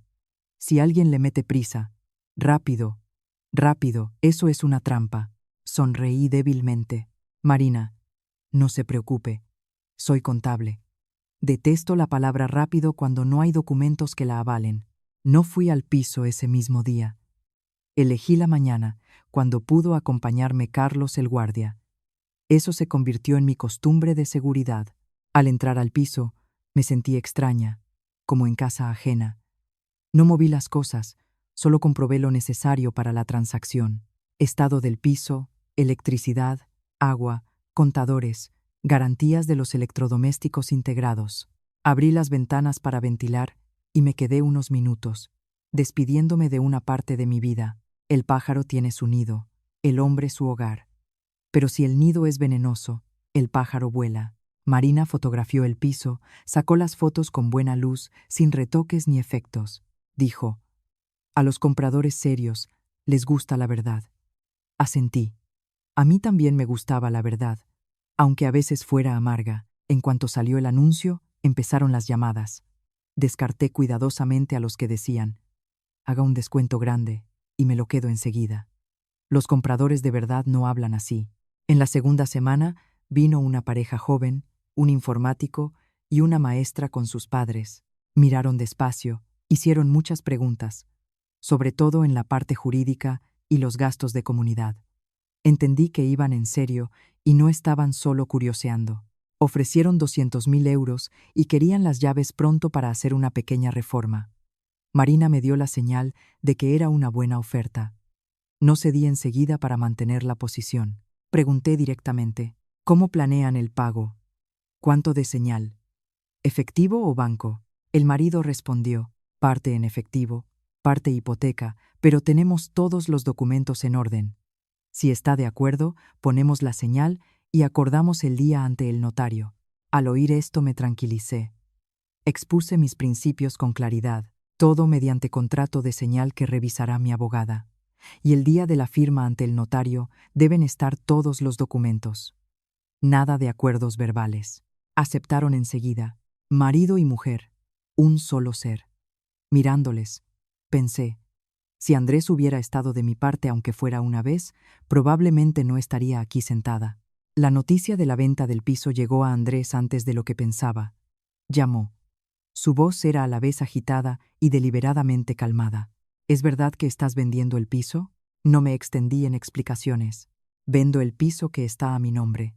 Actúo según la ley. Andrés guardó silencio y luego bajó la voz.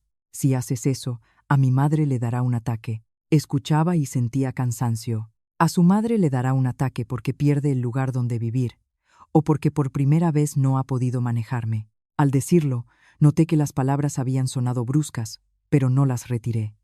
A veces la verdad también es una forma de autodefensa. Andrés cambió de tono. Sofía, te pido que pares. Al fin y al cabo es nuestro hogar familiar. Lo interrumpí breve y frío. Si quieres hablar de hogar familiar, lo hablamos en el juzgado. Por ahora me ocupo de mi hijo. No grité, no lloré, no me quejé. Simplemente terminé la conversación y le escribí a Olga Valera: revise por favor el contrato de señal. Pronto vendo el piso. Ella respondió enseguida: mándemelo. Y recuerde, cualquier entrega de dinero, cualquier entrada al piso, solo ante testigos. Esa tarde me senté junto al Moisés de Arturo y lo miré dormir a la luz de la lamparita. No me sentía villana, sentía que hacía lo que debía. A la gente le dicen con frecuencia que la mujer que deja al marido será desgraciada, pero la mayor desgracia es vivir junto a alguien que te priva de derechos en tu propia casa. Vender el piso para mí no era venganza, sino despejar los cimientos para construir una vida nueva. El día en que firmé el contrato de señal, en Barcelona caía una lluvia fina, de esa que no te cala de golpe pero va penetrando poco a poco, como los problemas en mi familia. Penetraron despacio y luego reventaron. Estaba sentada dándole el pecho a Arturo cuando entró corriendo mamá. Hablaba en voz baja pero apresurada. Sofía, está Andrés en la verja. Con regalos, dice que quiere hablar. Dejé al niño en el Moisés. Lo tapé. En mi alma ya no había pánico, solo cansancio. El cansancio de que la gente siempre aparezca en el momento en que por fin has respirado, para volver a arrastrarte a su torbellino. Papá salió primero. No cerró la verja, pero tampoco la abrió. La entreabrió solo lo suficiente para plantarse en el umbral y dijo con voz tranquila: «Hable deprisa. En nuestra casa hay un recién nacido y no se puede hacer ruido». Andrés estaba detrás de la verja, con camisa blanca, una cesta de frutas y una caja de bombones. Parecía el protagonista de una telenovela que viene a pedir perdón, pero tenía los ojos rojos, de insomnio o de rabia. Intentó sonreír. «Papá, buenos días. He venido a buscar a mi mujer y a mi hijo. Pase lo que pase entre marido y mujer, hay que solucionarlo en casa». Papá no le dejó recrearse en las palabras bonitas. Preguntó directamente, como quien respeta los hechos. «¿A buscarla para qué? ¿Para volver a cerrar la puerta como la última vez?» Andrés se atragantó.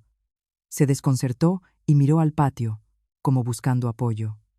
Y en ese momento, detrás de él, apareció Gloria envuelta en el pañuelo con otra bolsa de frutas. Al ver a mi padre, enseguida cambió a un tono meloso. «Emilio, he venido a pedir perdón. Aquella vez fue un malentendido. Soy mayor, me exalto». Oí la palabra malentendido y me dio la risa. ¿Qué malentendido? Si la cerradura la cambiaron, bloquearon la puerta y las palabras eran como sal en la herida. Pero no salí enseguida. Me sequé las manos, respiré hondo y solo entonces salí al porche manteniendo la distancia. Andrés, al verme, habló deprisa, como si temiera que desapareciera. «Sofía, me equivoqué». Entonces me alteré, me preocupé por mamá. «Vamos a casa. Empecemos de nuevo. Te prometo que todo será diferente». Lo miré tranquila y fría. «Te alteraste, pero te las arreglaste para ensayar el discurso del año o 2 años». Gloria se metió enseguida. Su voz era a la vez lastimera y reprobatoria. «Hija, yo solo tenía miedo de que el nieto llorara de noche. Soy mayor, no lo aguantaría, pero no fue con mala intención». La escuchaba llamarme hija, pero el corazón ya no respondía. Respondí sin pasarme a la grosería. Gloria tenía miedo del llanto del nieto, pero no le dio miedo dejar a su madre en la corriente fría. Tenía miedo al insomnio, pero no le dio miedo que el niño se resfriara. Usted quiere a su manera, y yo debo querer a mi hijo a mi manera. Andrés se desconcertó. Cambió de táctica y extendió la cesta.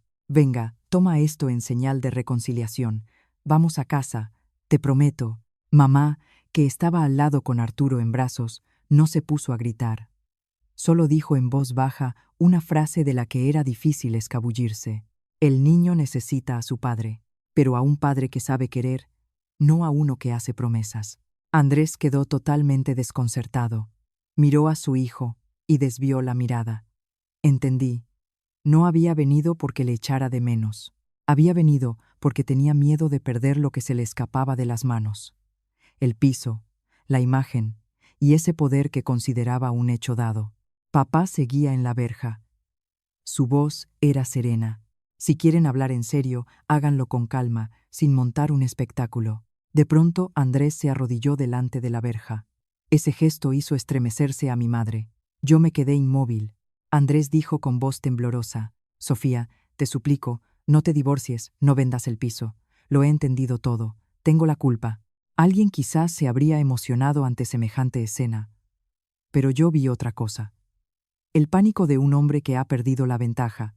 Como se dice, el que está harto no entiende al hambriento. No lo insulté, solo formulé la pregunta que tanto tiempo había tenido dentro. Dices que lo has entendido todo. Entonces, ¿quién es Cristina? Apenas sonó ese nombre, Andrés palideció como si le hubieran echado agua helada encima. Gloria, que estaba a su lado, también se quedó quieta y comenzó a mover los ojos nerviosa. Andrés balbuceó. Tú, no has entendido bien. No hay ninguna. Asentí, como si lo hubiera esperado. Volví a casa y cogí la carpeta delgada con documentos que había preparado. No saqué toda la pila de papeles. Elegí exactamente lo que hacía falta. La puse en la mesita junto a la verja donde estaba mi padre. Este es el historial de pedidos con entrega en la dirección del piso. La destinataria no soy yo, señalé una de las líneas. Este es el ticket de una transferencia para un regalo que coincide con el día en que decías que tenías que ir a la obra. Di la vuelta a la página. Y este es tu mensaje para mí donde me dices que pare o te avergonzaré, justo después de aquella noche en el rellano. No dije mucho. Dejé hablar a los papeles. Andrés miraba los documentos y se encogía. Quiso agarrarlos, pero papá le cortó el paso suavemente con la mano. Su voz se volvió más firme. Los documentos están aquí. Si quiere, mírelos. No hay que tocarlos. Gloria cambió de táctica y pasó a la moral. ¿En qué familia no hay problemas? La mujer inteligente aguanta, y en la casa habrá paz. Si montas el escándalo, al final tú misma saldrás perjudicada. La miré y dije despacio, Gloria, aguantar para mantener la paz es una cosa, y aguantar para que te pisoteen es otra. Aguanté bastante, hasta el punto de estar con su nieto detrás de la puerta de mi propio hogar. Así ya no aguantaré más. Andrés seguía de rodillas. Bajó la voz. Lo juro. Lo dejo todo. Lo abandono todo. Dame una oportunidad. Respondí con claridad pero sin rabia. Te di oportunidades cuando estaba embarazada, cuando estaba en la maternidad, cuando me quedé en el rellano. No las elegiste, y tus rodillas ahora no cambian nada. Papá puso punto final sin grandes palabras, pero con peso. Levántate. Un hombre que se pone de rodillas para dar lástima no es un hombre fuerte. Si piensas aunque sea un poco en tu hijo, resuelve los asuntos por la vía legal y según tu conciencia. Andrés se incorporó lentamente. Tenía en las manos los regalos y no sabía qué hacer con ellos. Gloria miró alrededor, tenía los ojos rojos, pero ya no le quedaba voz. Cuando se marchaban, vi al fondo de la calle el coche de Tenambapacá. En él estaba Rafael Martínez. No salió. Solo miró una vez a través del cristal. Su mirada era pesada. Luego el coche arrancó. El mismo silencio habitual. Un silencio que duele. Cogí al niño y entré en casa. Mamá preguntó en voz baja, ¿te pesa mucho, hija? Miré a Arturo y respondí, pesa, mamá, pero no tengo derecho a ser débil. Por la ventana seguía lloviendo la fina lluvia. Cerré la puerta.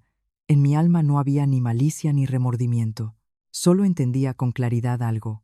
Cuando la verdad se pone sobre la mesa, cualquier teatro se vuelve barato, y no voy a permitir que mi hijo crezca en un hogar donde el deber filial se usa como arma y las lágrimas como trampa. Después de que montaron el espectáculo ante la verja de la casa de mis padres, ya no quería más conversaciones verbales. Las palabras pueden ser mentirosas, escurridizas, pueden llorar y reír. Los documentos no. Me tomé otra semana de recuperación y luego, con papá, fui al juzgado a interponer la demanda de divorcio. Papá me llevó temprano por la mañana. Los atascos de Barcelona en hora punta eran densos pero ordenados. Exactamente así quería yo que transcurriera mi caso. Muchas emociones, pero todo en orden. Apretaba contra mí la carpeta con documentos. La demanda, el libro de familia, el certificado de nacimiento de Arturo, el acta de la comunidad de propietarios, el acuerdo sobre el apellido y el lugar de residencia, y otras pruebas. No una pila de papeles para aplastar, sino exactamente los suficientes para que nadie pudiera echarlos a un lado. La funcionaria que recibía los documentos, al verme con el niño, preguntó en voz baja, ¿ha dado a luz hace poco? Asentí. Su tono atento, sin lástima, me ayudó a relajarme un poco. Admitieron los documentos, notificando que enviarían citación para una mediación previa. Salí del edificio del juzgado. Un sol pálido brillaba, y al alma me pesaba, como si cargara una piedra, no de miedo a perder, sino de dolor. Dolor de la conciencia de que no había vuelta atrás. Pero quien empuja el arado no puede decir que el surco es difícil. No podía quedarme en la encrucijada esperando un milagro. Pocos días después, los familiares del marido empezaron a moverse. Primera llamó la tía de Andrés. Habló muy dulce, con salamerías, al mismo tiempo compadeciéndome y aleccionándome. Sofíita, pero qué joven no riñe. Las chicas son impulsivas, los hombres les gusta salir. Si montas el escándalo, tú misma saldrás perjudicada. Piensa en el niño. La escuché y me dio la risa.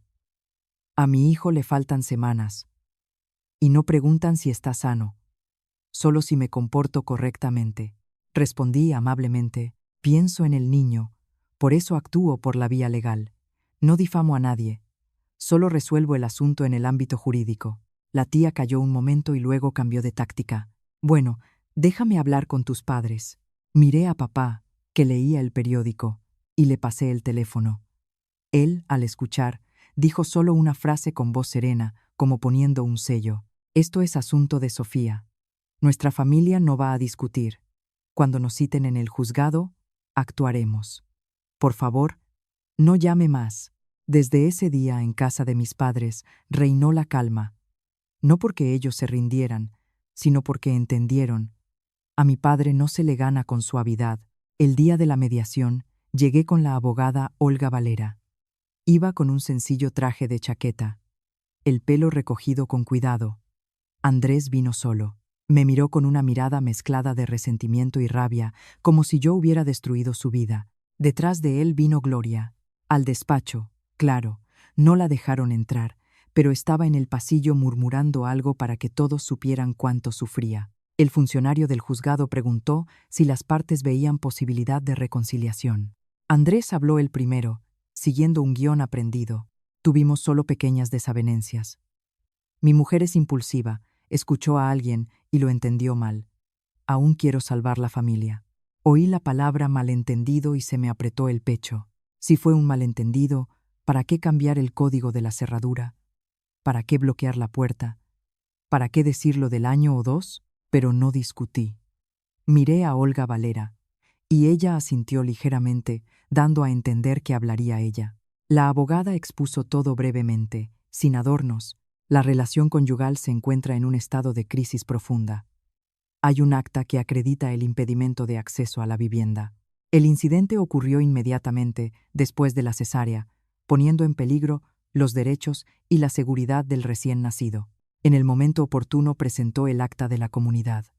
El funcionario, al estudiarla, asintió y preguntó a Andrés cómo explica el hecho de que estuviera de pie impidiendo el paso a la propietaria legítima de la vivienda. Andrés palideció.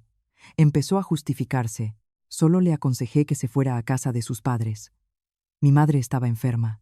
Olga Valera preguntó enseguida, igual de cortés, ¿de qué estaba enferma exactamente? ¿Hay documentación médica?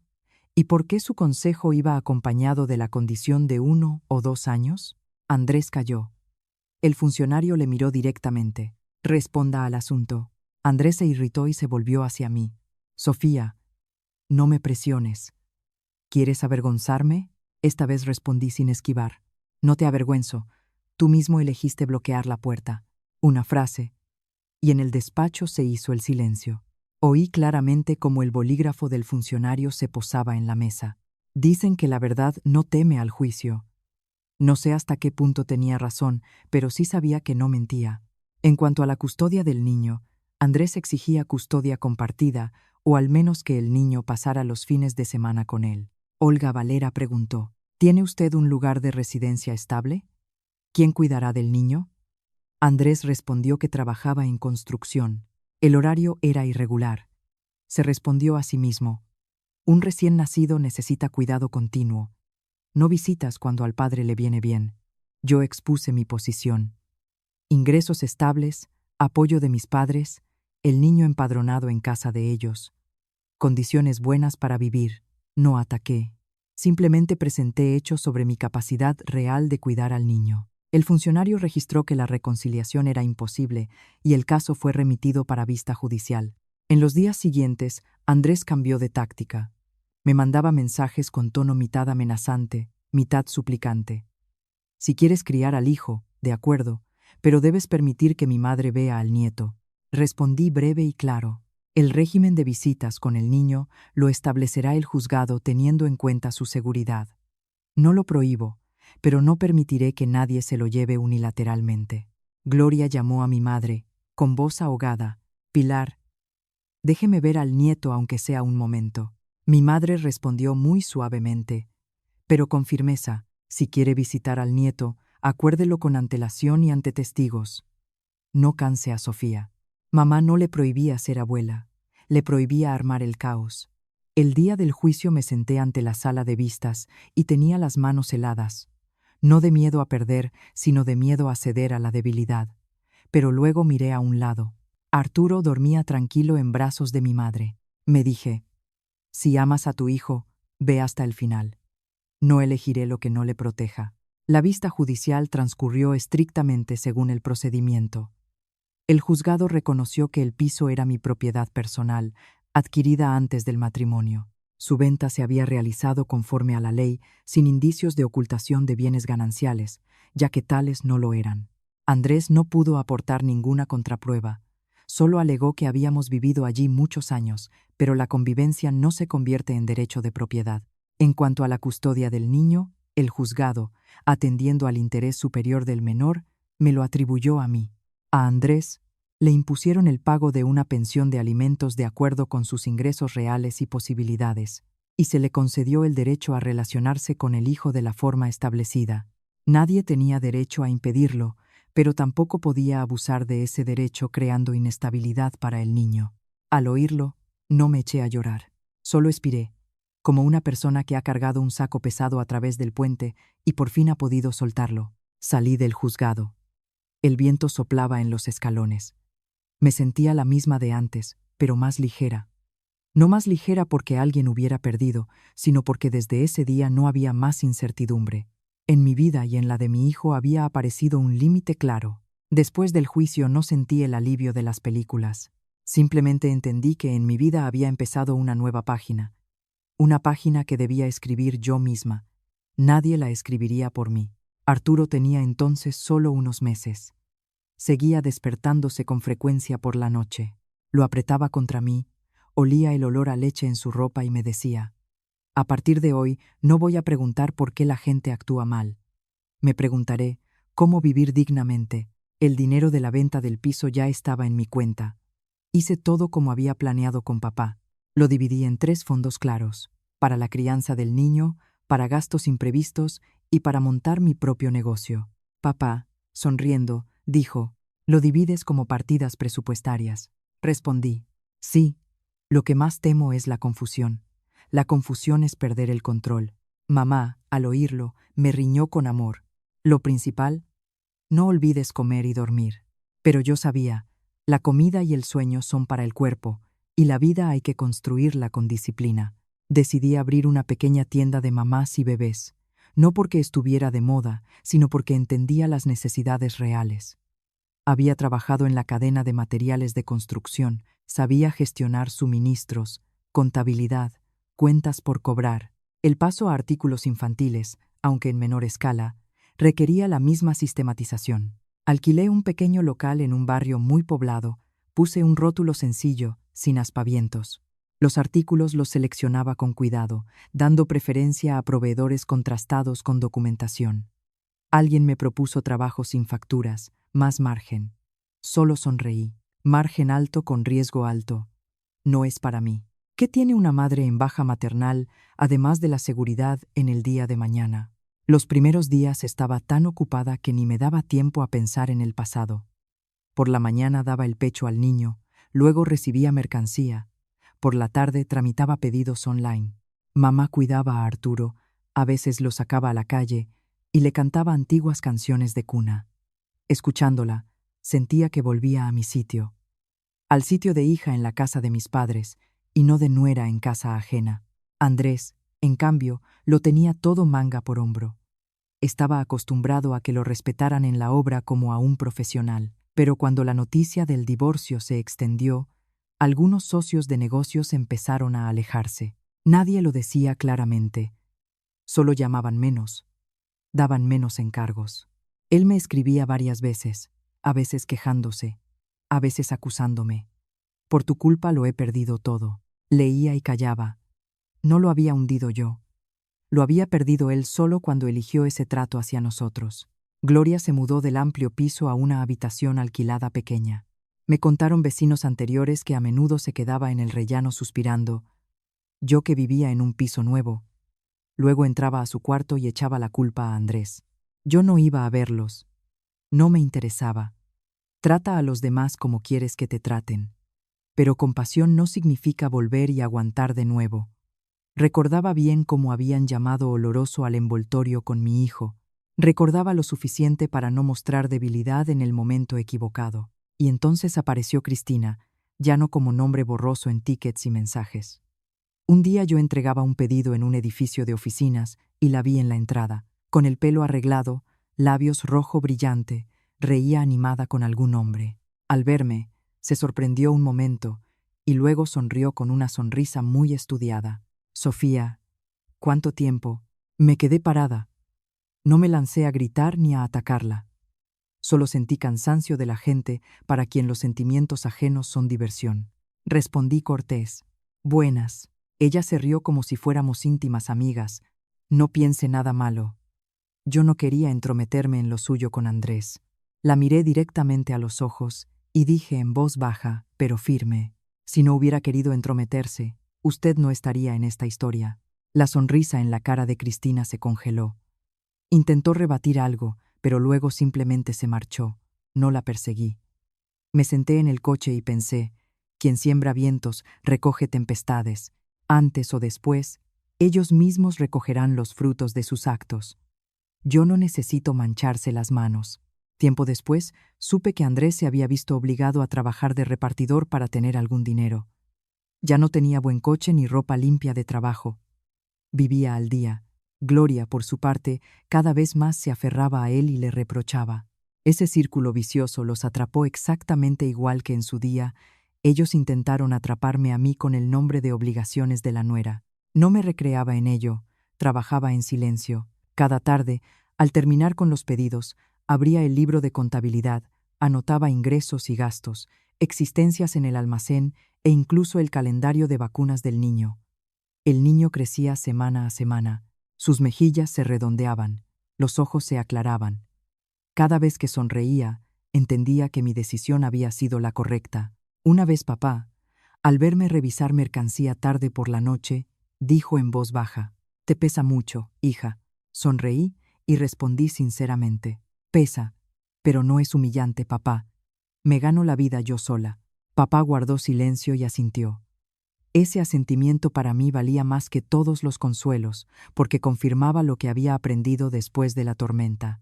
Una mujer no necesita vengarse con grandes palabras, solo necesita vivir dignamente, con seguridad, y la vida sola pondrá todo en su sitio. Desde que abrí la tienda, estaba tan ocupada que a veces olvidaba mirar el calendario. Pero la vida, como se sabe, está llena de ironías. Cuanto más ocupada estás y más quieres vivir tranquila, más insistentemente llama el pasado a tu puerta, como una corriente que se cuela por una rendija que no has tenido tiempo de sellar. Un día de fin de semana estaba contando el stock de leche de fórmula cuando sonó el teléfono. Número desconocido. Quise colgar, pero los clientes suelen llamar desde números nuevos, así que contesté. Al otro lado una voz masculina ronca y apresurada. «Sofía, soy conocido de Andrés». Me paré un momento. «Se ha confundido de número», respondí enseguida con decisión. «No me he confundido», se apresuró la voz. «Solo quería decirle que Andrés tiene deudas y lo están buscando. Usted es su exmujer. Quizás sepa cómo influirle». «Lo corté. No tengo nada que ver con sus asuntos financieros. Si le debe dinero, resuélvalo directamente con él». Colgué. El corazón me latió rápido unos segundos, pero luego se calmó. Estaba acostumbrada a que la gente intentara envolverme en sus problemas, solo porque en su momento fui parte de su familia. Pero también entendía que esas llamadas no son casuales. Algo había pasado de verdad. Por la tarde me escribió la agente Marina. ¿Ha oído las noticias? Andrés ha quebrado. Respondí solo. Lo sé a grandes rasgos. No pregunté más. No quería convertir la tragedia ajena en pábulo para mi curiosidad, pero las noticias me encontraban solas. Una de mis clientes habituales, que vivía cerca del barrio donde Andrés y su madre alquilaban la habitación, dejó caer. Sofía, ayer en nuestro edificio hubo tanto ruido. Llegaron unos hombres tatuados exigiendo una deuda, aporreaban la puerta. Oí que una viejita se desmayó, tenía en las manos un paquete de pañales. Los dedos se me entumecieron ligeramente. Hice solo una pregunta, muy bajito. ¿Cómo se llamaba la viejita? Dicen que Gloria, la madre de algún repartidor. Asentí sin decir nada. La gente probablemente esperaba que preguntara, me quejara, pero yo simplemente entregué la mercancía, cobré y deseé que tuviera un buen día. Cuando la puerta se cerró, me senté en la silla y clavé la vista en el vacío. En la cabeza me vino el refrán: la codicia rompe el saco. Antes Gloria y Andrés ansiaban poder en el hogar, ansiaban estar por encima. Ahora esa codicia se había transformado en sed de dinero fácil y les había llevado al mismo callejón sin salida. Más tarde, a retazos de frases, sin preguntar a nadie, pude componer el cuadro. Andrés perdió el trabajo en la obra, sin dinero y con el amor propio herido. Quería resarcirse rápido. Cristina, la que antes era dulce como la miel, le propuso una inversión ventajosa con altos intereses. Prometía beneficios semanales. Solo había que poner el capital inicial. Le enseñaba capturas de pantalla de transferencias. Presumía de cómo alguien ya había sacado el premio gordo. Para alguien que estaba desesperado y quería demostrar que aún estaba en forma, era un anzuelo demasiado tentador. Andrés pidió prestado. Lo hizo como antes me reprochaba a mí mi prudencia. Sin documentos, a tipo alto, con devolución rápida. Recibió el dinero y casi todo lo transfirió a Cristina, creyendo que en un par de vueltas recuperaría lo suyo. Pero la trampa se cerró. Cristina desapareció, apagó el teléfono, borró los contactos, le bloqueó en todas partes. Andrés entró en pánico, corría de acá para allá, pero cuanto más corría, más evidente se hacía su problema. Los acreedores lo encontraron. Primero llamaban, luego fueron a la habitación alquilada. Se plantaron en el rellano y aporreaban la puerta como si quisieran echarla abajo. Los vecinos entreabrían la puerta, miraban y enseguida la cerraban, con miedo a verse envueltos. Contaban que ese día Gloria lloró y le gritó a Andrés: «Te lo dije, no te juntes con esa tía». Andrés le gritó en respuesta: «Mamá, cállate». Las puertas de la habitación alquilada eran finas, y sus gritos resonaban por todo el rellano. Luego se oyó un golpe sordo. Gloria cayó. Alguien llamó al SAMU. Tuvo un ictus leve. Se le torció la cara. Se le paralizó medio cuerpo. Cuando lo supe, no sentí malicia. Me asusté. La enfermedad no es algo con lo que medir fuerzas, pero no corrí hacia ellos. Ya en su momento había mostrado debilidad, ya en su momento había pensado por el niño. Y acabé en el rellano con la cicatriz sin sanar. No podía volver a poner en peligro a mi hijo. Andrés me llamó una vez después de eso. Su número apareció en la pantalla. Estuve mirándolo largo tiempo antes de contestar. Su voz era ronca, como de alguien que no había dormido muchas noches. «Sofía, mamá está en el hospital. Estoy en un hoyo tremendo». No pregunté en cuál. Pregunté lo que había que preguntar. «¿Qué necesitas?» Andrés vaciló. «Quería pedirte prestado algo de dinero. Ya te lo devolveré poco a poco». Cerré los ojos un segundo. En la cabeza se me cruzó la imagen de Arturo dormido en su Moisés, y luego la imagen del rellano frío aquella noche. Esas dos imágenes me tiraban en sentidos contrarios. Abrí los ojos y dije despacio: «Andrés, no voy a prestarte dinero. Tengo un niño pequeño. Puedo darte el teléfono de la abogada Olga Valera, si necesitas asesoramiento sobre las deudas y un acuerdo legal de aplazamiento». Andrés calló, y luego escupió con veneno. «Qué cruel eres». No reaccioné. Solo dije una frase que llevaba tiempo preparada: «No soy cruel. Ya no soy tonta». Colgué. Las manos me temblaban ligeramente, pero no de arrepentimiento, sino de la conciencia de que a partir de ese momento nuestros caminos se habían separado definitivamente. En la vida se dice que la sangre no es agua, pero entre Andrés y yo solo quedaba la obligación hacia el niño según la sentencia. Ya no había lo que llaman apoyo. Esa tarde volví a casa, cogí a Arturo en brazos y le besé en la mejilla. Se rió y agitó los bracitos, intentando atrapar la luz de la lámpara. Me sentí tan ligera, como si acabara de quitarme de los hombros una piedra que había cargado un año entero, no porque hubiera vencido, sino porque había podido atravesar todo aquello. Pasó un año. A Barcelona llegó una primavera temprana. El tiempo ya no era tan gris como el día en que me dieron el alta de la maternidad, pero en el viento aún se notaba el frío oculto, como recuerdos que parecen olvidados, pero a veces, al tocarlos, hacen estremecerse. Mi Arturo ya había aprendido a ponerse de pie agarrándose a un apoyo, y al verme, alargaba los bracitos contento. Estaba ocupada con la tienda, con el niño, pero esa ocupación era tranquila. Las noches seguían siendo inquietas porque él se despertaba con frecuencia. Pero en mi alma ya no había la sensación de que me persiguieran, me aplastaran. Dicen que cada uno tiene sus rachas en la vida.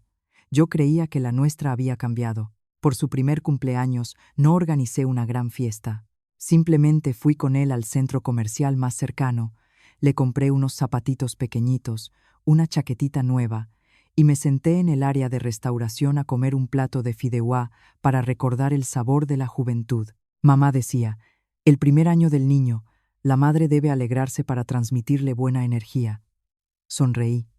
Sí, alegrarse con moderación, mamá. De demasiada alegría también uno se cansa. Papá vino con nosotros.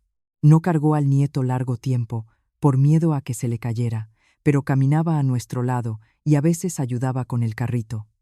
Mamá llevaba a Arturo en brazos y lo hacía reír. Los miré y al alma se me hizo calor. Hay cierta felicidad que no necesita lujo. Necesita a las personas correctas en el sitio correcto. En la zona de recogida de pedidos del área de restauración, oí cómo uno de los empleados decía, «Joven, por favor, póngase a un lado. Está obstaculizando el paso». Me volví por instinto. Un repartidor con uniforme de mensajería trastocaba con el teléfono buscando el código del pedido. Su chaqueta estaba desteñida, los zapatos con barro seco. En las manos llevaba una bolsa pesada. Estaba con la cabeza gacha, la gorra echada sobre los ojos, la cara, a medias tapada con la mascarilla. No pensaba mirarle de frente, hasta que levantó la cabeza. Esos ojos los reconocí enseguida.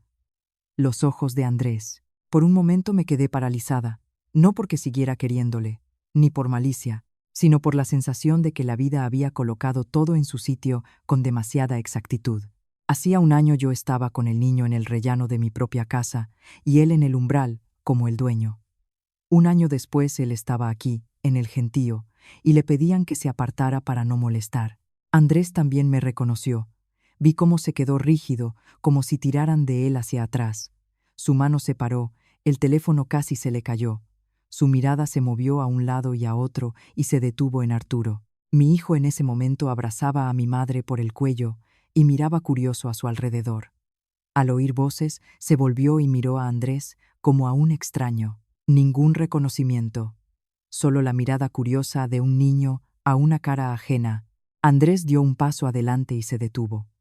Miró su ropa sucia, luego a mí, vestida con cuidado, y de nuevo al niño. Ese paso atrás no fue de cortesía, sino de vergüenza. El amor propio masculino a veces pesa más que esa bolsa que llevaba en las manos. Mamá, al ver que me había parado, preguntó en voz baja, «¿Qué pasa, hija?» No respondí enseguida. Solo cogí a Arturo de sus brazos. El niño me abrazó fuerte por el cuello y se rió, sin saber que delante de él estaba un hombre cuyo corazón quizás se partía en ese momento. Lo apreté contra mí, sintiendo su calor, y entendí que en mi cabeza todo estaba claro. Andrés movió los labios. Lo oí susurrar apenas. «Sofía, si hubiera sido yo un año antes, probablemente habría temblado, llorado, querido preguntar, ¿cómo pudiste?»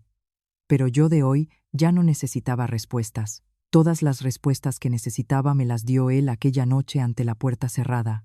Miré a Andrés una vez, sin condenarle, sin despreciarle, solo como a una persona que en otro tiempo fue cercana y ahora se había vuelto ajena. No dije nada. El guardia se volvió a dirigir a Andrés, esta vez más alto. Repartidor, apártese por favor. Los clientes pasan. Andrés se estremeció, se apartó apresurado y murmuró: Sí, perdone. Se disculpó con el guardia, pero no se atrevió a disculparse conmigo. Y entendí. Disculparse conmigo era para él más difícil que ante el mundo entero, porque disculparse conmigo significaría reconocer que realmente había estado equivocado, que se había comportado de manera miserable. Pasé por su lado con el niño en brazos. Nos separaban solo unos centímetros. Oí su respiración pesada, el crujir de la bolsa. Él estaba ahí, ligeramente encorvado, como si cargara sobre los hombros todo el peso de su vida fracasada. Al cabo de unos pasos, no me volví. No había necesidad. Mi hijo rió sonoramente y me dio palmaditas en el hombro. Me sentí tan ligera, como si acabara de soltar un peso que había cargado un año. No porque hubiera vencido, sino porque había sido capaz de atravesar todo aquello. En el coche, de camino a casa, mamá, mirando a Arturo, dijo alegre: Nuestro nieto se ha paseado bien hoy. Se le ve sonriendo con toda la boca. Papá me miró por el espejo retrovisor y preguntó en voz baja: ¿Estás bien, hija? Asentí: Sí, papá. Estoy bien de verdad. Y esto es lo que comprendí después de todo lo que he vivido. En la vida hay momentos en que hay que aguantar para mantener la paz. Pero aguantar no significa renunciar a tu derecho a una vida digna. Cuando una mujer es echada de la puerta de su propia casa en el momento más vulnerable, no hay que gritar de dolor, sino levantarse y actuar por la vía legal, con documentos, por el camino correcto. Dicen que el bien vence. Es verdad. Pero el bien debe ir acompañado de la razón. De razón para no poner tu vida en manos ajenas.